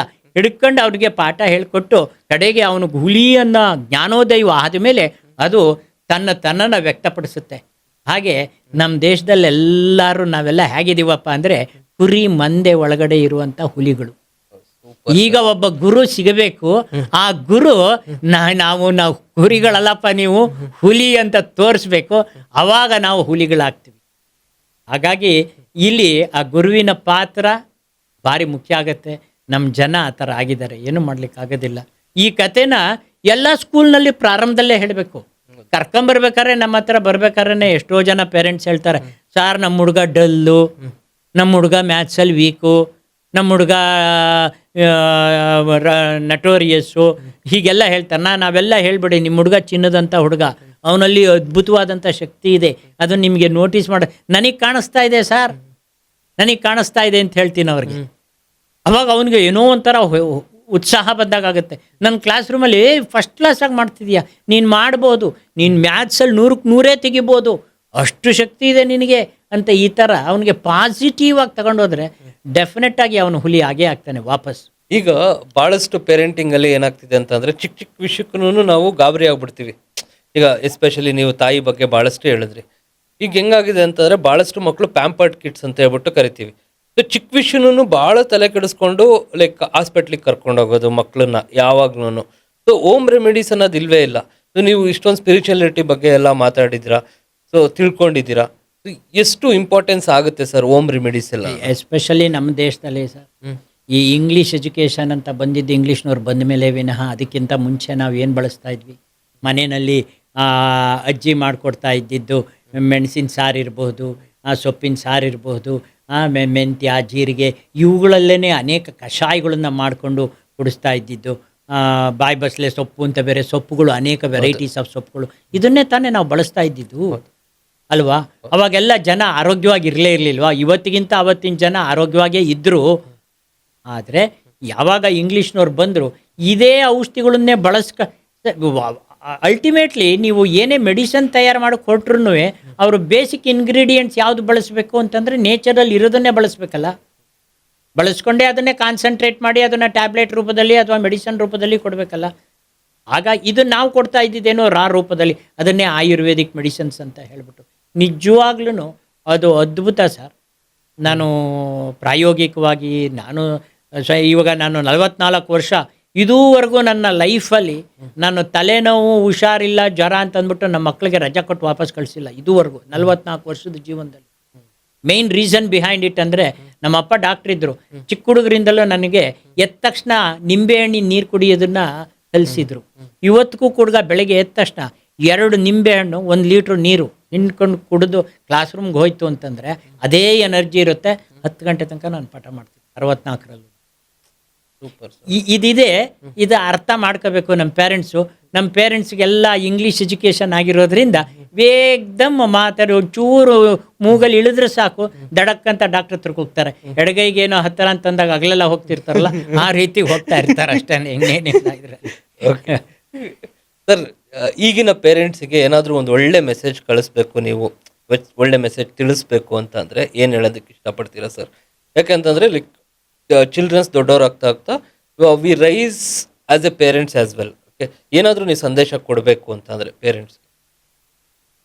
ನಾನು ಪೇರೆಂಟ್ಸ್ಗೆ ಒಂದು ಒಳ್ಳೆ ಮನವಿ ಜೊತೆಯಲ್ಲಿ ಸಂದೇಶ. ಫಸ್ಟು ಮನವಿ, ಪೇರೆಂಟ್ ಆಗೋಕ್ಕಿಂತ ಮುಂಚೆ ನೀವು ಒಂದು ಧ್ಯೇಯ ಇಟ್ಕೊಳ್ಳಿ.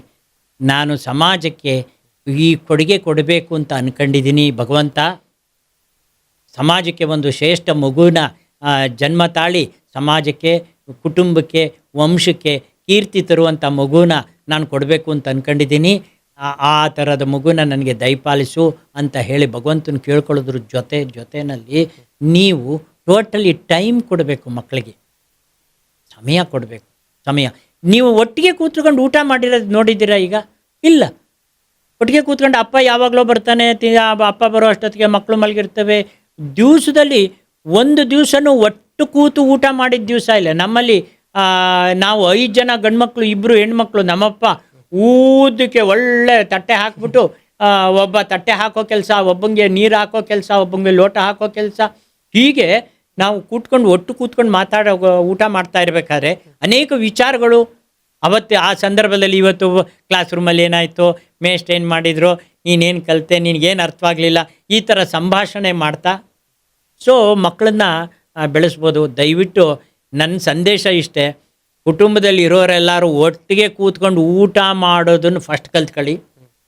ಅದಾದಮೇಲೆ ಮಾಡ್ತಾ ಇರುವಂಥ ಸಂದರ್ಭದಲ್ಲಿ ಒಳ್ಳೆ ಸಂಸ್ಕಾರಯುತ ಮಾತುಗಳನ್ನಾಡಿ, ಮಗುಗೆ ಬೇಕಾಗಿರುವಂತಹ ಬೆಳೀಕೆ ಬೇಕಾಗಿರುವಂಥ ಚಿಂತನೆಗಳನ್ನು ಮಾಡಿ, ತನ್ನಷ್ಟಕ್ಕೆ ತಾನೇ ಬಾಕಿದೆಲ್ಲ ಬೆಳೀತಾ ಹೋಗುತ್ತೆ.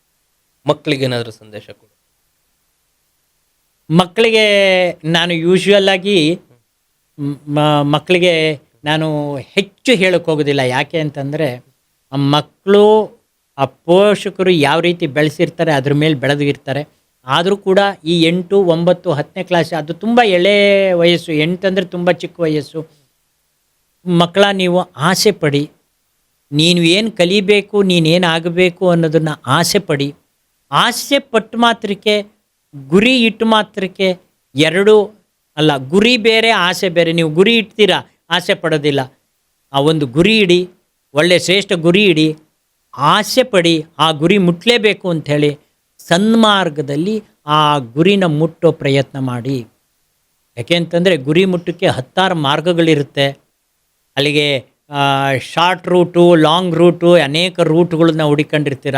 ಯಾವತ್ತೂ ಸನ್ಮಾರ್ಗದಲ್ಲಿ ನಡೆದು ಆ ಗುರಿನ ಮುಟ್ಟಿ ಆತ್ಮಕ್ಕೆ ಸಂತೋಷ ಸಿಗುತ್ತೆ. ಇದು ನನ್ನ ಮಕ್ಕಳಿಗೆ ಕೊಡುವಂಥ ಸಂದೇಶ. ತುಂಬ ಥ್ಯಾಂಕ್ ಯು ಸರ್. ಲೈಕ್ ಭಾಳಷ್ಟು ವಿಷಯಗಳನ್ನ ತಿಳಿಸ್ಕೊಟ್ಟಿದ್ದೀರಾ ಇವತ್ತು. ನಿಮ್ಮಿಂದ ಭಾಳಷ್ಟು ತಿಳ್ಕೊಳ್ಳೋದಿದೆ, ಇನ್ನೂ ಭಾಳಷ್ಟು ಸಂವಾದ ಮಾಡೋದಿದೆ, ಭಾಳಷ್ಟು ಚರ್ಚೆ ಮಾಡೋದಿದೆ, ಲೈಕ್ ಭಾಳಷ್ಟು ಕಲಿಯೋದಿದೆ ನಿಮ್ಮಲ್ಲಿ. ಸೊ ಈ ಒಂದು ಪಾಡ್ಕಾಸ್ಟ್ ಏನಿದೆಯಲ್ಲ ಇಲ್ಲಿಗೆ ಸ್ಟಾಪ್ ಆಗಲ್ಲ. ಡೆಫಿನೆಟ್ಲಿ ಈ ಒಂದು ಸೀರೀಸ್ನ ಕಂಟಿನ್ಯೂ ಮಾಡ್ತಾ ಹೋಗೋಣ. ಬಟ್ ನಮ್ಮ ಒಂದು ಇನ್ವಿಟೇಷನ್ನ ಅಕ್ಸೆಪ್ಟ್ ಮಾಡಿ ನಿಮ್ಮ ಬ್ಯುಸಿ ಶೆಡ್ಯೂಲಲ್ಲಿ ಇಲ್ಲಿಗೆ ಬಂದಿದ್ದಕ್ಕೆ ತುಂಬ ಥ್ಯಾಂಕ್ ಯು ಸರ್. ಮತ್ತೆ ಈ ಥರ ಪಾಡ್ಕಾಸ್ಟ್ ಮಾಡ್ತಾರಣ್ಣ. Thank you so much sir. ನನಗೂ ಅಷ್ಟೇ ಸಂತೋಷ ಆಗಿದೆ. ಯಾವುದೇ ಕಾರ್ಯಕ್ರಮ ಪೋಷಕರಿಗೆ, ವಿದ್ಯಾರ್ಥಿಗಳಿಗೆ, ಶಿಕ್ಷಣಕ್ಕೆ ಸಂಬಂಧಪಟ್ಟಿದ್ದು ಅಂತಂತಂದರೆ ನನ್ನ ಸಮಯನ ಅದಕ್ಕೆ ಮೊದಲು ಮುಡಿಪಿಡ್ತೀನಿ. ಬಾಕಿದೆಲ್ಲ ಸದಾ ಎಲ್ಲರಿಗೂ ವಂದನೆ. ಎಲ್ಲ ಪೋಷಕರುಗಳಿಗೂ ಹಾಗೂ ವಿದ್ಯಾರ್ಥಿ ದೇವರುಗಳಿಗೂ ವಿದ್ಯಾಶಂಕರನ ನಮಸ್ಕಾರಗಳು.